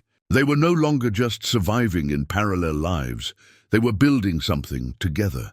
The old village bell, silent for decades, sat in its tower above the meeting house like a promise waiting to be fulfilled. Soon, Jakob thought, they might have reason to ring it again. The morning started like any other, with Jakob and Lydia arriving to find their community already deep into their daily routines. But as they pulled into the village green, something felt different. Esther stood on her porch, holding what appeared to be an official-looking envelope, her face pale and rigid with the kind of shock that precedes either wonderful news or devastating catastrophe. "Jakob," she called, her voice carrying across the morning air with unusual urgency. "You need to see this." The other residents had clearly already gathered for an impromptu meeting. Moses sat heavily in a chair that had been dragged onto the porch, his scholarly composure replaced by visible distress. Miriam paced back and forth, her practical nature clearly struggling to process whatever information the envelope contained. Thomas leaned against the porch railing, his arms crossed defensively, while Ruth stood perfectly still, her hands clasped so tightly that her knuckles had gone white. "What's wrong?" Lydia asked, immediately picking up on the adult tension with the sensitivity of a child who'd learned to read emotional weather patterns for survival. "Maybe nothing," Esther said carefully. "Maybe everything. This came by certified mail this morning." She handed Jakob the envelope, which bore the return address of a law firm he didn't recognize. His hands trembled slightly as he opened it, the official letterhead and formal language immediately setting off alarm bells in his mind. "Dear Mr. Miller," Jakob read aloud, his voice growing stronger as he processed the contents. "We represent the estate of Benjamin Yoder, deceased, and are writing to inform you of a significant development regarding the property you recently purchased at public auction." He looked up to see 5 faces staring at him with varying degrees of anxiety and dread. "Should I continue?" "Might as well hear the worst of it," Moses said grimly. "Bad news doesn't improve with delay." Jakob returned to the letter. "Our client, before his death 6 months ago, had been working to establish a historical trust for the preservation of the Millfield Amish settlement, having been informed by his granddaughter Esther Yoder that the property was in danger of being lost to tax sale. "Benjamin!" Esther gasped, her hand flying to her throat. "But I didn't know he was—" "Wait," Jakob said, holding up his hand. "There's more." He continued reading, "Mr. Yoder's will, executed 3 months before his death, specifically designates the sum of $200,000 for the establishment of the Millfield Heritage Foundation, with the express purpose of purchasing, preserving, and maintaining the historic settlement. Due to delays in probate proceedings, we were unable to act before the public auction occurred." The silence that followed was so complete that Jakob could hear his own heartbeat thundering in his ears. $200,000. More money than their small community had ever imagined having access to, arriving like a gift from beyond the grave. "However," Jakob continued, his voice growing strained, "the will also contains specific provisions regarding the governance and use of the property. The foundation is to be administered by a board consisting of surviving original residents and their descendants, with decision-making power regarding all development, preservation, and educational activities." Thomas straightened up from his casual lean against the railing. "What does that mean exactly?" Jakob scanned the rest of the letter quickly, his legal training from years of dealing with construction contracts helping him pass the formal language. It means that Benjamin Yoder, who I assume is Esther's relative, left money to create exactly what we've been trying to build, but with legal structures we didn't know existed. Benjamin was my great-nephew, Esther said slowly, sinking into the rocking chair as if her legs could no longer support her. Sarah's grandson. He left here 40 years ago to become a lawyer in Philadelphia. Said he wanted to use modern methods to preserve traditional values. You never mentioned him, Miriam said, and Jacob could hear the hurt beneath her practical tone. Because I thought he'd forgotten all about us, Esther admitted, tears beginning to stream down her weathered cheeks. He sent Christmas cards for the first few years, but then nothing. I assumed he'd moved on, built himself a new life that didn't include dusty old relatives in a dying village. Moses leaned forward, his scholarly mind clearly working through the implications. Esther, when did you last have contact with him? Must have been 15 years ago, maybe 20. He sent a letter asking about the family genealogy, wanting to know about his great-grandfather's original land grants and such. I answered his questions, but I never heard back.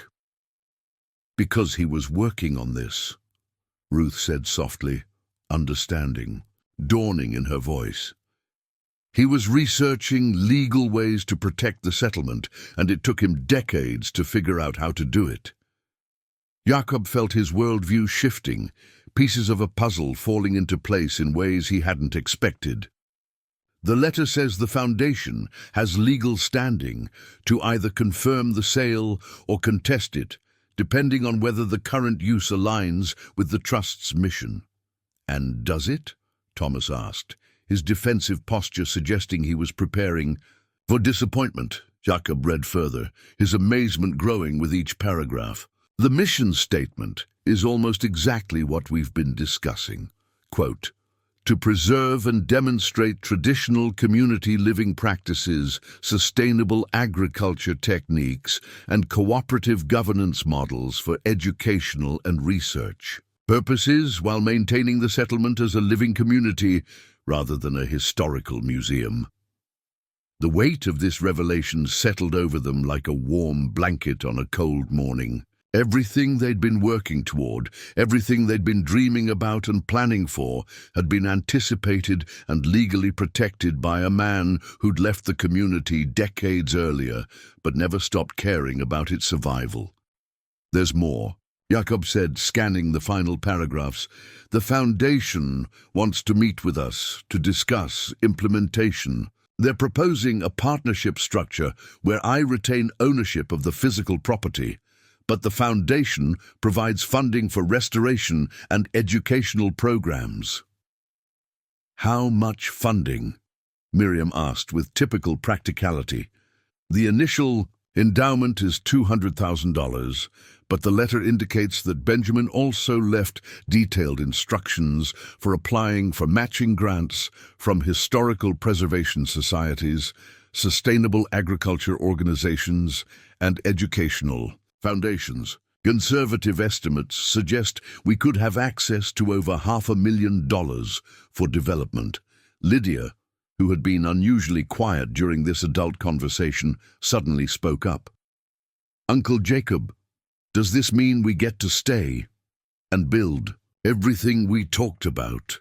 More than that, little dove, Jacob said, his voice thick with emotion. It means someone who understood this place better than we realized has given us the tools to make it everything it could be. But Thomas looked troubled rather than elated. What's the catch? There's always a catch with lawyer stuff. Jakob returned to the letter, searching for the conditions and restrictions that Thomas's cynicism suggested must exist. The Foundation Board has to approve all major decisions about the property's use and development.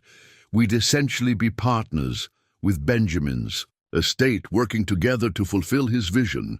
Whose vision exactly? Moses asked carefully. His or ours? It was a crucial question, Jakob realized. Were they being offered support for their own dreams, or were they being asked to implement someone else's plan?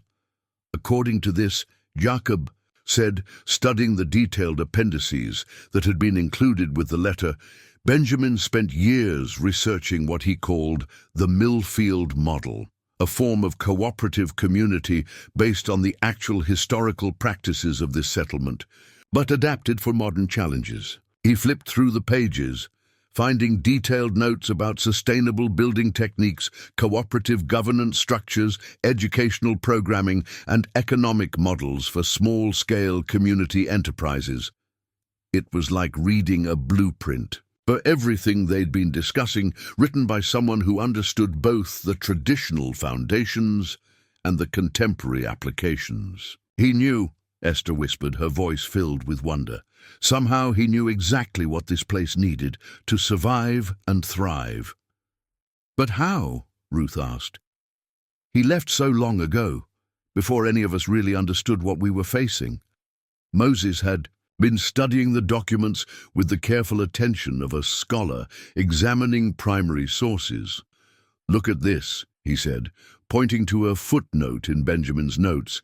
He cites interviews with former residents, correspondence with people who left the community, analysis of why similar settlements failed while others succeeded. He studied us, Thomas said, his tone mixing admiration with something that might have been resentment. He made us into a research project. No, Esther said firmly, her voice gaining strength as she spoke. He loved us. All of this is love. Love that planned ahead, love that prepared for problems we couldn't see coming, love that found a way to help even after he was gone. Jakob folded the letter carefully, his mind racing through the implications and possibilities.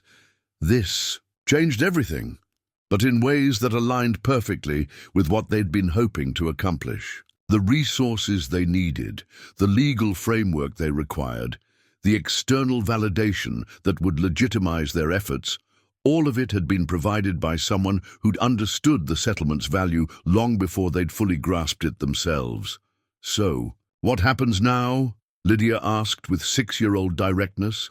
Now we call the lawyers and set up a meeting, Jakob said. We find out exactly what this partnership would look like, what kind of obligations and opportunities it involves. And then, Thomas prompted.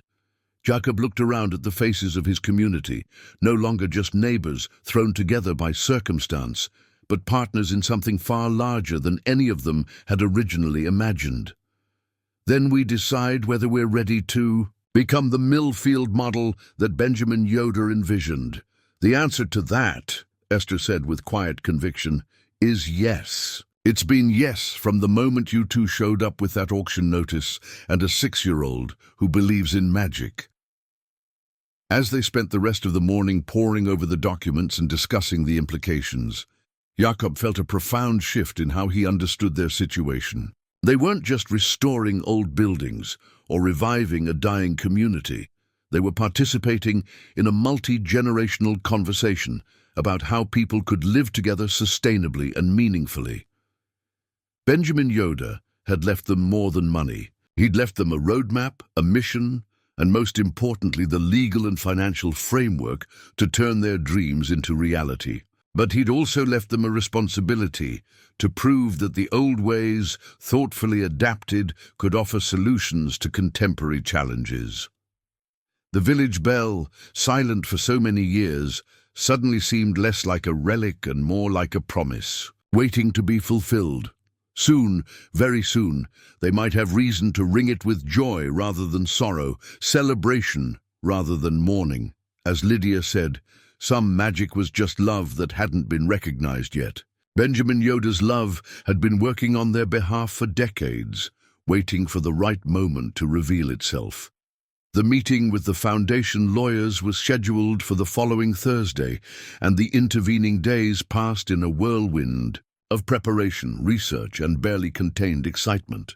Jakob had insisted they approach the partnership negotiations with the same careful planning he'd bring to any major construction project, which meant understanding every detail of Benjamin Yoder's vision and honestly assessing their own readiness to fulfill it.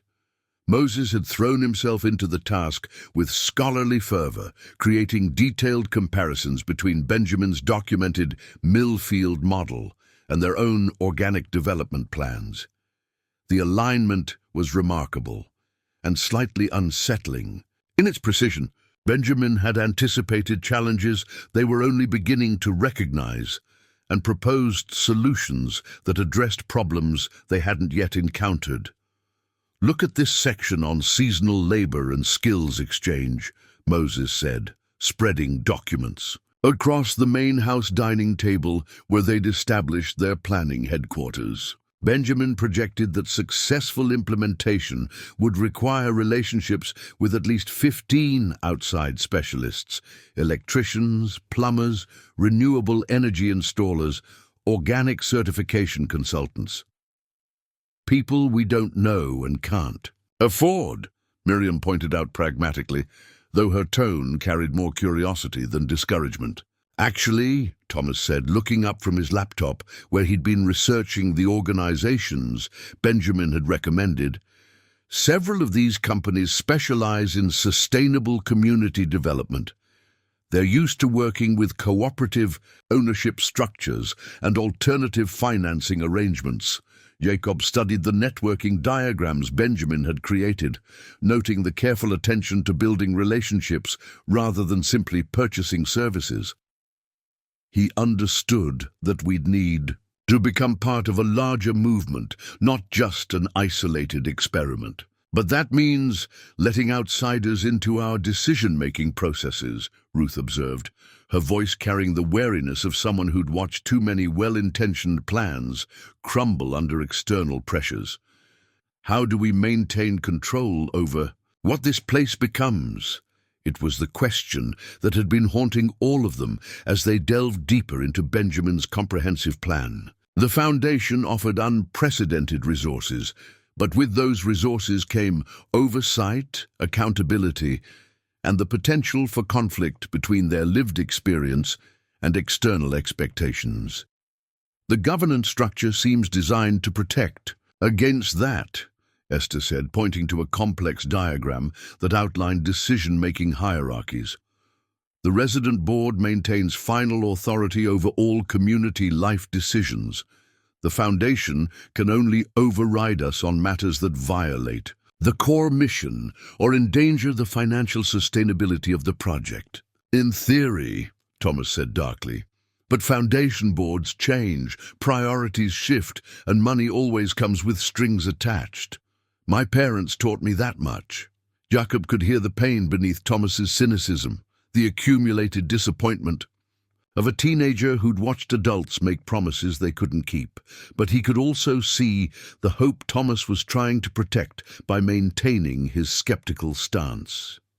"Thomas," Jakob said gently, "what would it take for you to feel safe moving forward with this partnership?" The question caught the teenager off guard. He'd clearly been preparing for arguments and reassurances, not genuine inquiry about his concerns. Thomas stopped, visibly struggling with the unfamiliar experience of having his feelings taken seriously. "I guess I'd need to know that we have real power, not just the illusion of control. That if the foundation tries to turn this place into some kind of theme park for rich people who want to play at being Amish, we can say no and make it stick." "That's a fair concern," Moses acknowledged. "What Benjamin has outlined is ambitious, perhaps too ambitious. The educational programming alone would bring hundreds of visitors through the village each year. How do we balance sharing our knowledge with protecting our privacy?" Lydia had been unusually quiet during these planning sessions, but now she looked up from the coloring book where she'd been drawing what appeared to be architectural plans for a chicken coop. "Why can't we just ask the people who come here to help us decide what's right?" The adults turned to stare at her, startled by the simplicity of her suggestion.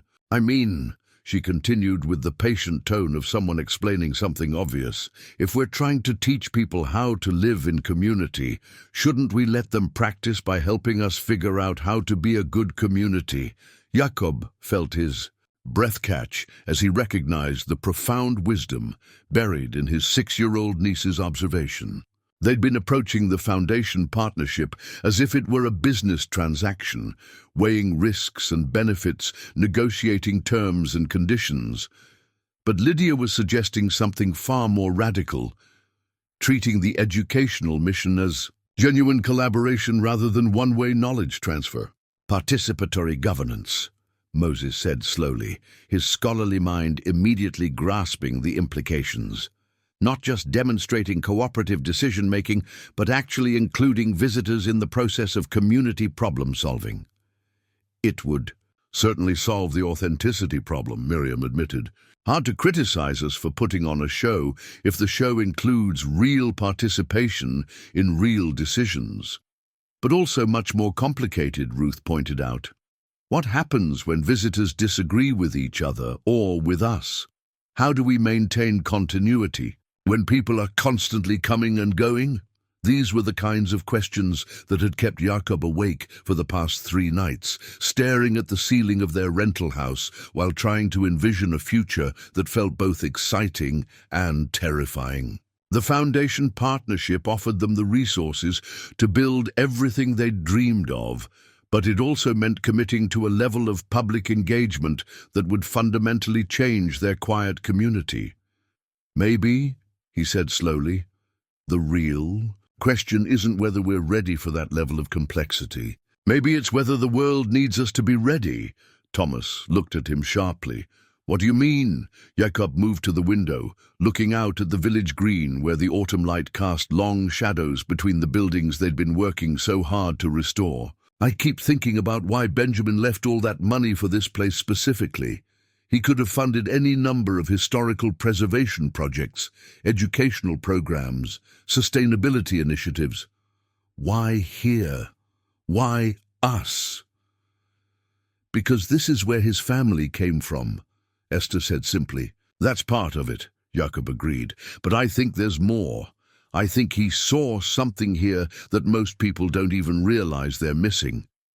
He turned back to the group, his voice growing stronger as he articulated thoughts that had been crystallizing over weeks of shared labor and gradually building trust. We've proven that people from completely different backgrounds and life stages can work together effectively. We've shown that traditional wisdom and modern innovation can complement each other instead of competing. Most importantly, we've demonstrated that genuine community isn't just nostalgic fantasy, it's practical necessity. And Benjamin thought other people needed to see that, Moses added, understanding dawning in his expression. Not just see it, Thomas said, his defensive posture finally softening into something approaching excitement. Experience it. Learn how to create it for themselves. The conversation continued deep into the evening, touching on everything from visitor capacity limits to seasonal programming schedules. But underneath the practical planning ran a current of growing conviction. They weren't just accepting Benjamin's partnership. They were embracing a mission that extended far beyond their own needs and dreams. By the time they finally dispersed to their respective homes, they'd established 3 non-negotiable principles for the foundation partnership. First, that resident voices would always carry decisive weight in community decisions. Second, that educational programming would emphasize participation rather than observation.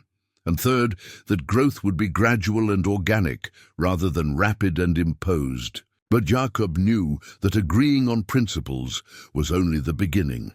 The real test would come during the meeting with the lawyers, when abstract ideals would have to be translated into concrete legal agreements.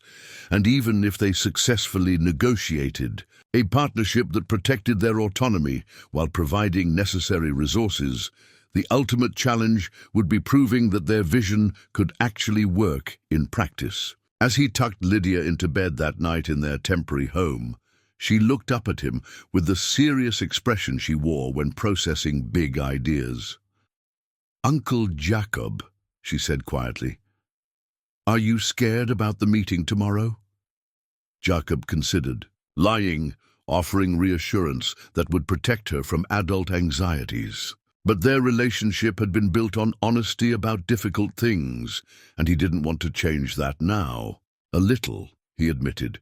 "When you care about something as much as we care about the village, making decisions that could change it feels scary."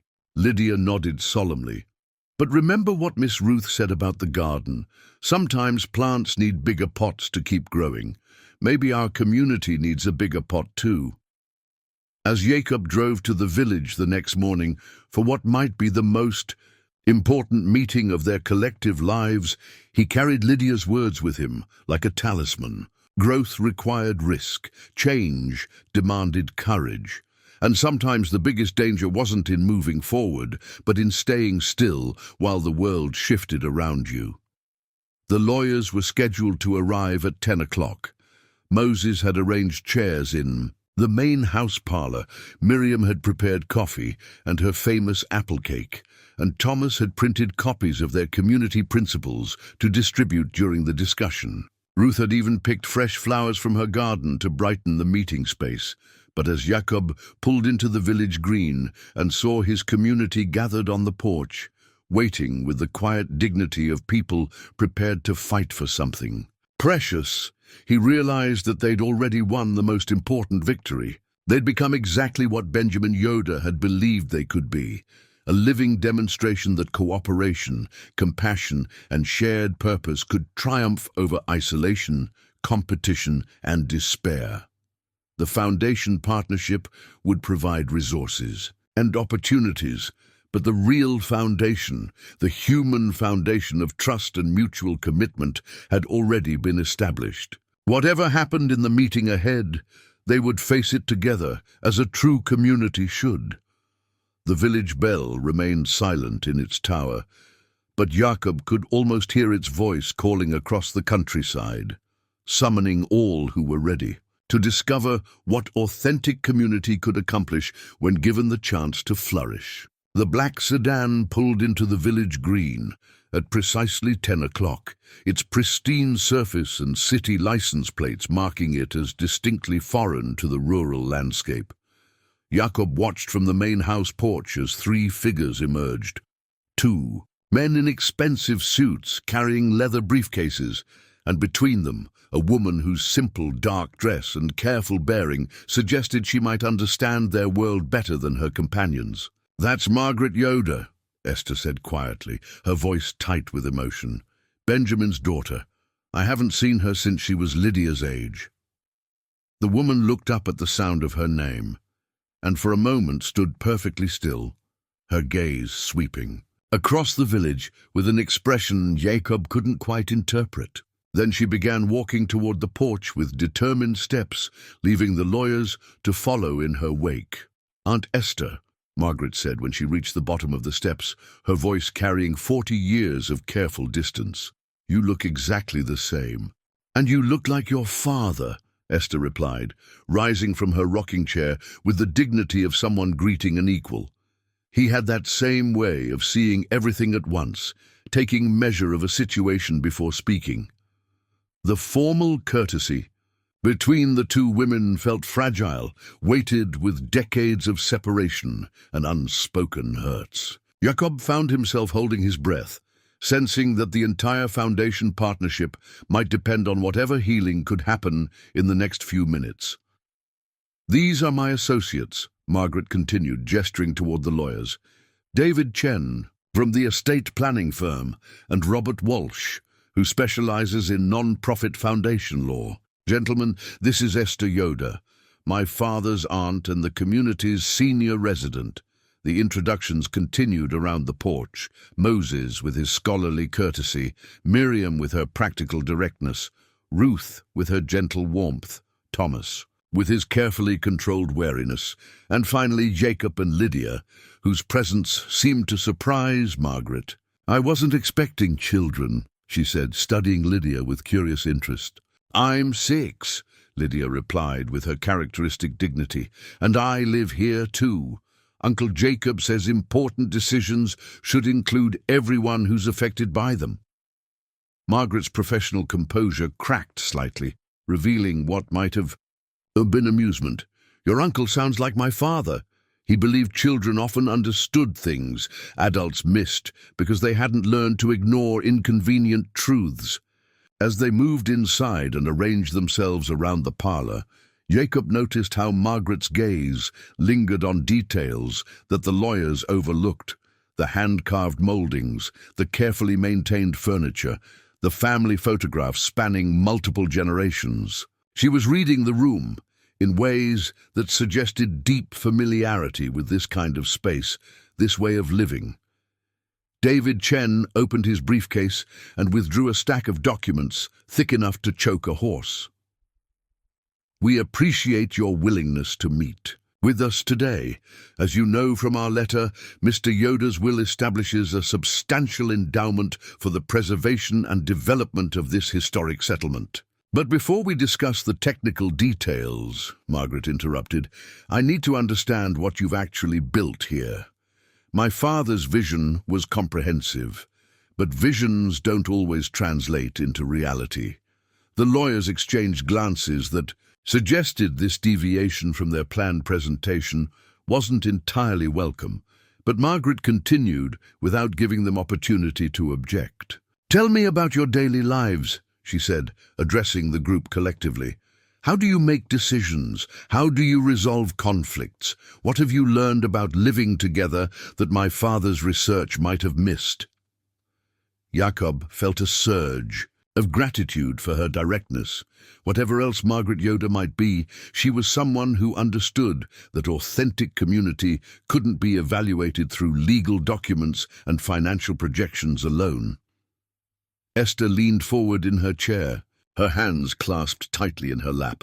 "Margaret, before we talk about what we've built, I need to ask your forgiveness for what I failed to do. I should have maintained contact with your father. I should have told him how proud we were of his success, how grateful we were that someone from our community had found ways to serve the broader world." Margaret's professional mask slipped entirely, revealing raw emotion that had clearly been held in check for decades. He never stopped talking about this place, about summer visits when he was young, about lessons he learned from people who'd figured out how to live without destroying each other or the land they depended on. "Then why didn't he come back?"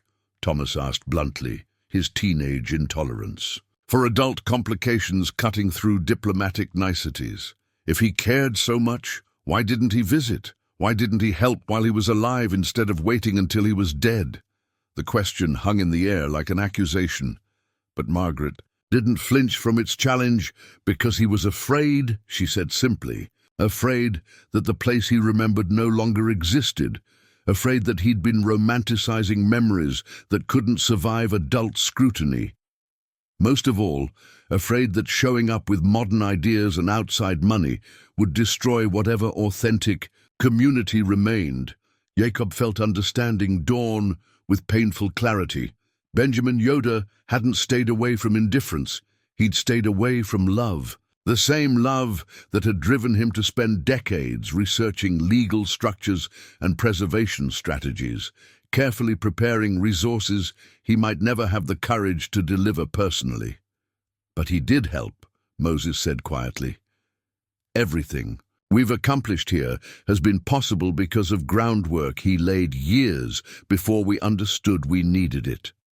The legal research that allowed Jakob's purchase to proceed smoothly, the financial structures that made the foundation possible, even the network of contacts and resources we've been accessing, it all traces back to preparation he did in silence." "He was building a bridge," Lydia observed with 6-year-old clarity, "from where you used to be to where you needed to go." Margaret turned to stare at the child, her eyes filling with tears she'd probably been holding back since entering the village. "Yes," she whispered. "That's exactly what he was doing." The emotion in the room was palpable, but Jakob sensed they needed to move beyond shared grief toward practical understanding. The foundation partnership would succeed or fail based on more than emotional connection. It required genuine alignment between Benjamin's vision and their lived reality. "Margaret," he said gently, "your father's plans are remarkably detailed, but they're also remarkably ambitious. We need to understand whether the foundation expects us to implement his vision exactly as written, or whether there's room for adaptation based on what we've learned from actually living here." Robert Walsh, the foundation lawyer, cleared his throat pointedly. "The legal structure requires adherence to the mission statement and measurable progress toward educational programming goals. There's limited flexibility for major deviations from the established plan." But Margaret held up her hand, stopping his recitation of legal requirements. "The legal structure serves the community, not the other way around. If what you've built here is genuine and sustainable, then the foundation needs to adapt to support it, rather than forcing you to conform to abstract requirements." The tension between the lawyers and Margaret was becoming increasingly apparent. Jakob began to suspect they were witnessing more than a discussion about foundation governance. They were seeing a fundamental disagreement about how Benjamin Yoda's legacy should be implemented. "Perhaps," Moses suggested diplomatically, "we should show you what we've accomplished before discussing what we might accomplish in the future." What followed was the most comprehensive tour they'd ever given of their restoration work and community development. Thomas led them through the structural improvements, explaining how they'd balanced historical authenticity with modern safety requirements. Ruth showed them her expanding garden, demonstrating techniques for soil improvement and sustainable pest management that had taken her decades to perfect. Miriam walked them through her house, pointing out electrical and plumbing, updates that maintained the building's character while meeting contemporary standards. Moses opened his archives, sharing documentation methods that preserved not just facts, but stories, not just events, but the wisdom gained from living through them.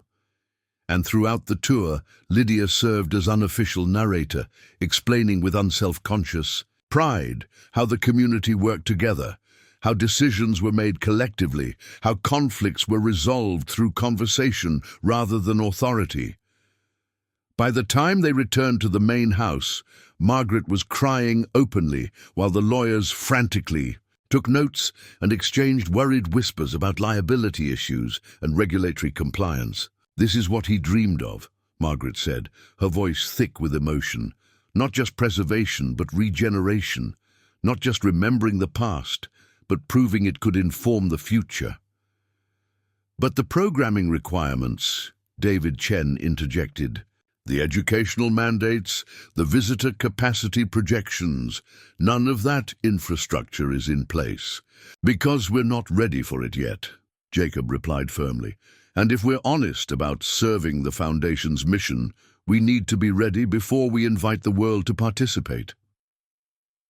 Margaret turned to face the lawyers with an expression that suggested decades of dealing with people who confused legal compliance with actual success. "Gentlemen," she said, her voice carrying unmistakable authority, "my father left specific instructions that the Foundation should support authentic community development, not force premature programming that would undermine community stability. These people have built exactly what he hoped to see. Our job is to help them strengthen it, not exploit it." The confrontation Jakob had been dreading was beginning, but not in the way he'd expected. The silence following Margaret's declaration stretched taut as a bowstring. David Chen and Robert Walsh exchanged glances that spoke volumes about their discomfort with emotional decision-making in legal matters. Jakob could practically see them calculating billable hours and potential liability issues, while Margaret and the community residents faced off across a divide that had nothing to do with money and everything to do with values. "Ms. Yoda," Robert Walsh said carefully, With all due respect, the Foundation has fiduciary responsibilities that extend beyond personal sentiment.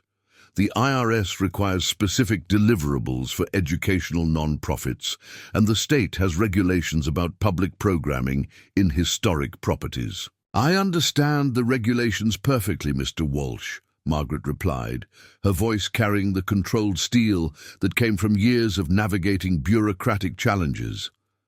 "I also understand that my father spent 2 decades researching legal structures, specifically designed to protect authentic communities from being destroyed by the very regulations meant to preserve them." She moved to Moses's collection of documents and withdrew a folder that Jakob hadn't seen before. "Did either of you actually read Benjamin's supplementary notes about implementation timing?"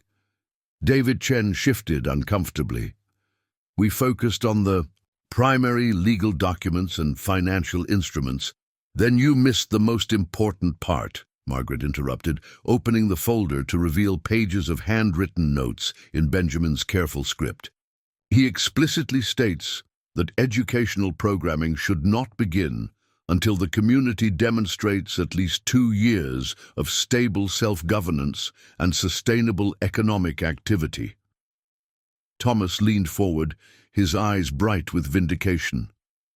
"So, we don't have to turn this place into a tourist attraction right away.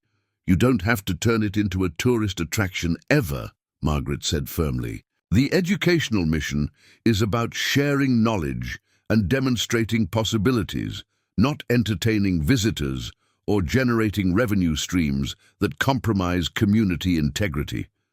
But Robert Walsh wasn't ready to concede the argument. "Ms. Yoder, the Foundation Board has obligations to ensure effective use of charitable funds. Without measurable programming outcomes, we risk losing our tax-exempt status." "Then perhaps," Moses interjected with scholarly precision, "we should examine what constitutes measurable outcomes in community development work." He rose and walked to his bookshelf, withdrawing a thick volume on cooperative economics.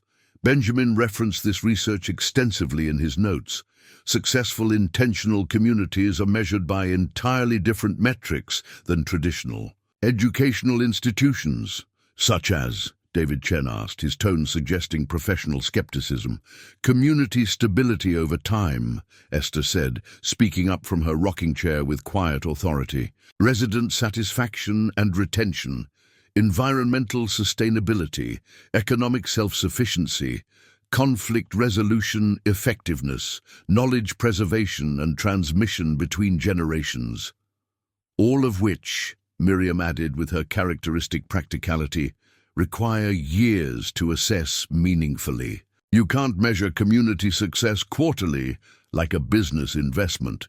Jakob watched the lawyers processing this information and realized they were encountering a fundamental challenge to their professional worldview. Their training had taught them to evaluate success through quantifiable deliverables and measurable outputs, but authentic community development operated according to different principles entirely. "Let me propose something," he said, rising from his chair and moving to the center of the room where everyone could see him clearly.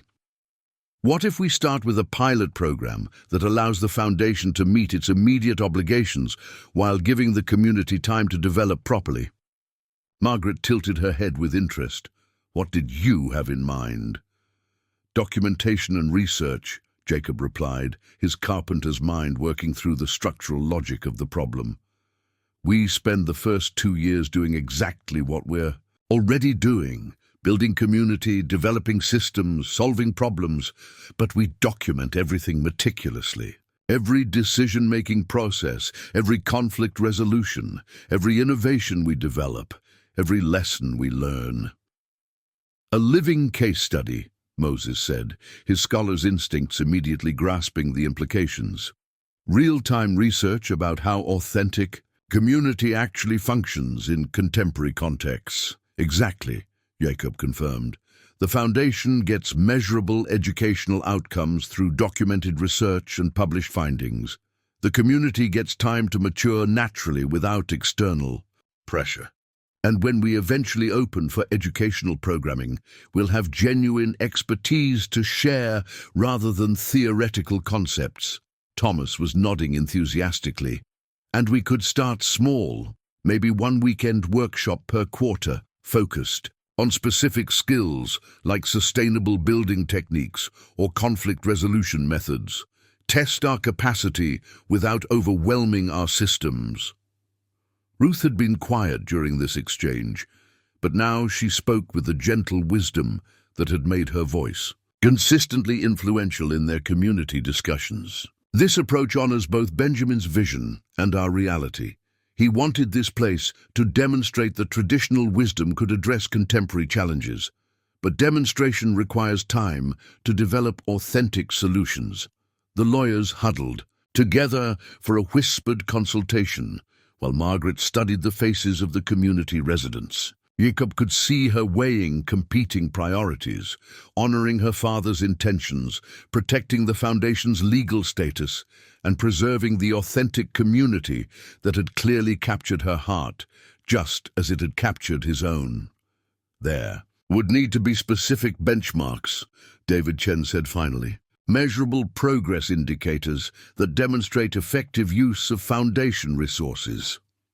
Agreed, Jakob replied immediately. We document everything. Finances, decision-making processes, project outcomes, resident satisfaction surveys, environmental impact assessments, visitor feedback from limited programming, and academic oversight, Robert Walsh added, partnership with a university research program to ensure scholarly rigor in documentation and analysis. Margaret's face lit up with sudden inspiration. Actually, that's perfect. Benjamin specifically mentions Penn State's Community Development Program in his notes. They've been looking for a living laboratory for cooperative governance research. Plus, Thomas added with growing excitement, academic partnership would give us access to student researchers and graduate-level expertise without compromising community autonomy. Jakob felt the pieces of a solution clicking into place with the satisfying precision of a well-crafted joint. They could satisfy the Foundation's legal requirements while protecting the community's organic development. They could contribute to academic research while maintaining control over their own growth. Most importantly, they could honor Benjamin's vision while staying true to the authentic community they'd built through months of shared labor and gradual trust building. So we're talking about a 3-year development plan, he summarized. 2 years of documented community building and research, followed by gradual introduction of educational programming based on what we've learned. With the Foundation providing full financial support for infrastructure development, documentation efforts, and academic partnerships, Margaret added. And the community maintaining complete autonomy over internal governance and development pace, Esther insisted. The lawyers spent another few minutes consulting their documents and making notes, but Jakob could sense that resistance was crumbling. The solution addressed their legal concerns while respecting the community's needs, and most importantly, it aligned with Benjamin Yoda's carefully researched vision for sustainable community development. I think we have the framework for a partnership agreement, David Chen said finally, though his tone suggested he was still processing the unconventional nature of their arrangement.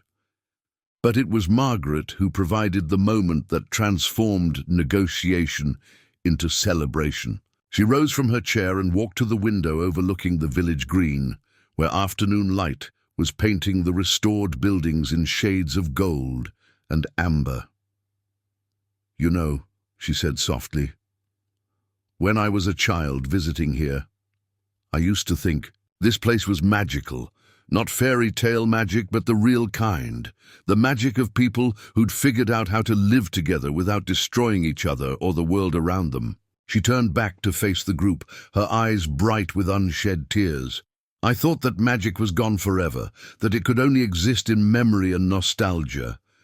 But you've proven it can be reborn, adapted, made relevant to contemporary challenges.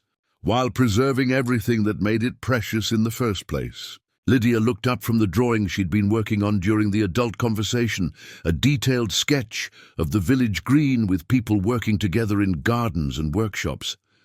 "Miss Margaret, do you want to help us ring the bell when we sign the papers?" The question came from 6-year-old innocence, but it carried the weight of invitation into authentic community. Margaret's composure finally cracked completely, and she knelt beside Lydia's chair with tears streaming down her cheeks. "I would be honored," she whispered, "to help ring the bell that calls people home." As sunset approached and the formal agreements took shape around Moses's dining table, Jakob felt a profound sense of completion.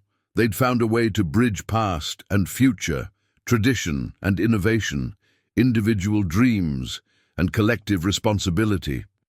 The community that had begun with a $100 auction bid was about to become something far more significant, a living demonstration that cooperation, compassion, and shared purpose could triumph over the isolation and competition that seemed to define contemporary life. The village bell remained silent in its tower, but not for much longer. Soon, very soon, its voice would ring across the countryside, calling all who were ready to discover what authentic community could accomplish when given the resources and freedom to flourish according to its own authentic nature. 6 months later, on the first warm morning of spring, Jakob stood beneath the village bell tower with a rope in his hands and a heart full of quiet satisfaction. Around him, the settlement bustled with the kind of purposeful activity that spoke of a community fully engaged with its own flourishing. Thomas was working with a team of Penn State graduate students to install the solar panel array that would make the village completely energy self-sufficient.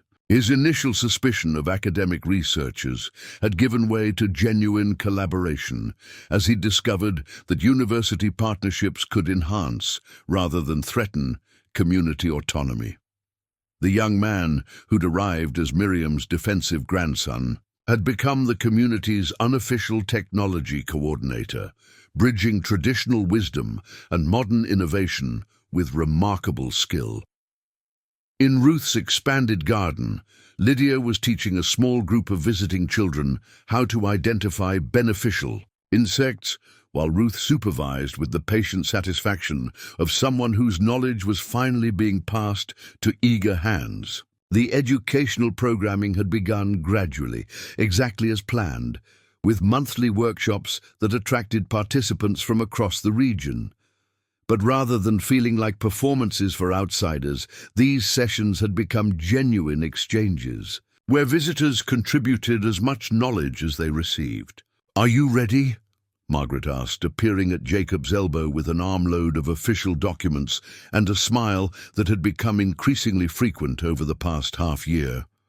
She'd relocated from Philadelphia to take active leadership of the foundation, living in Benjamin's carefully restored house and serving as the bridge between community needs and external resources. "As ready as anyone can be for making history," Jakob replied, studying the papers that would officially designate the Millfield settlement as the nation's first cooperative heritage community, a new category of historic preservation that Benjamin's legal research had made possible.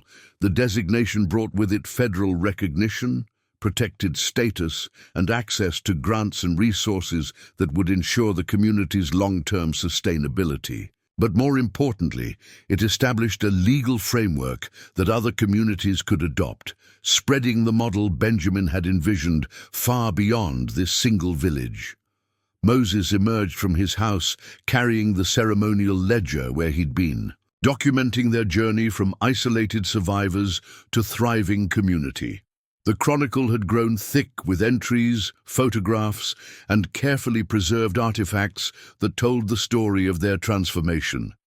Academic presses were already competing to publish his work, recognizing it as groundbreaking research in community development and cooperative governance. "The delegation from Washington should arrive within the hour," he reported, his scholarly precision now serving the practical needs of their expanding mission. Representatives from the Interior Department, the Agriculture Department, and the National Science Foundation, plus journalists from 3 major newspapers and a documentary film crew. Don't forget the most important guests, Esther added, joining their gathering with the quiet authority she'd maintained throughout their growth and success. At 94, she moved more slowly than she had 8 months ago, but her mind remained sharp and her influence in community decisions remained decisive. Behind her came a procession of familiar faces, former residents of the village who'd left decades ago but had returned for this celebration. Children and grandchildren who'd grown up elsewhere but carried memories of a place where cooperation and mutual care had been the foundation of daily life. They'd come to witness the restoration of something they'd thought was lost forever, and many were asking questions about how similar communities might be established in their own regions. Lydia ran up to the group, her face flushed with excitement and her dress stained with garden soil. "Uncle Jacob, Miss Miriam says the reporters want to interview me about what it's like to be a kid in a cooperative community." "And what will you tell them?" Jacob asked, kneeling to her level with the careful attention their relationship had. "Always demanded that it's like having a really big family where everyone helps take care of everyone else," she said solemnly. "And that when grown-ups work together instead of fighting about everything, kids get to learn from lots of different teachers instead of just 1 or 2. The simple wisdom of her observation struck Jacob with familiar force. Over the months, he'd watched Lydia flourish in ways that wouldn't have been possible in their old life of isolation and financial stress. She'd learned carpentry from him, gardening from Ruth, history from Moses, practical skills from Miriam, and technology from Thomas. But more than specific knowledge, she'd absorbed the deeper lesson that community meant multiple sources of care, guidance and opportunity. "Places everyone," Miriam called, emerging from the main house where she'd been coordinating the logistics of their celebration with the efficiency that had made her indispensable to their success. "The cars are coming up the road." As Jakob climbed the wooden ladder inside the bell tower, he reflected on the journey that had brought them to this moment. 8 months ago, he'd been a struggling widower facing eviction, desperate to provide stability for his orphaned niece. Today, he was being recognized as a pioneer in community development, invited to speak at conferences and consulted by policymakers interested in alternatives to social isolation and economic inequality. But the external recognition, while gratifying, felt less important than the internal transformation he witnessed daily. Esther had regained the sense of purpose that had sustained her through decades of solitary stewardship. Ruth had found ways to honor her son's memory while embracing new possibilities for growth. Thomas had discovered belonging without losing his individual identity. Moses had seen his scholarly work gain practical application. Miriam had become the community's practical heart, coordinating resources and logistics with unflappable competence. And Lydia had grown into the kind of confident, curious, caring child that parents everywhere dreamed of raising, but rarely managed in isolation. The bell rope felt solid in his hands, centuries of faithful service evident in its worn fibers, and careful splicing. Below him, the community gathered in the green, their faces upturned with anticipation. Officials and dignitaries mixed with residents and returning family members, academic researchers stood alongside visiting farmers interested in sustainable agriculture techniques, and journalists prepared to document a story about the revival of American community life. Margaret raised her hand, signaling that the moment had arrived. Jakob drew a deep breath, feeling the weight of history and the lightness of hope in perfect balance, and pulled the rope with steady strength. The bell's voice rang out across the countryside, clear and strong, carrying news of renewal and possibility. To everyone within miles, It spoke of second chances and patient labor, of traditional wisdom and innovative adaptation, of individual dreams finding fulfillment through collective purpose. As the sound faded and applause rose from the gathered crowd, Jakob climbed down from the tower to find Lydia waiting for him with her arms outstretched. "We did it, Uncle Jakob," she said, as he lifted her into a celebratory hug. "We built something beautiful."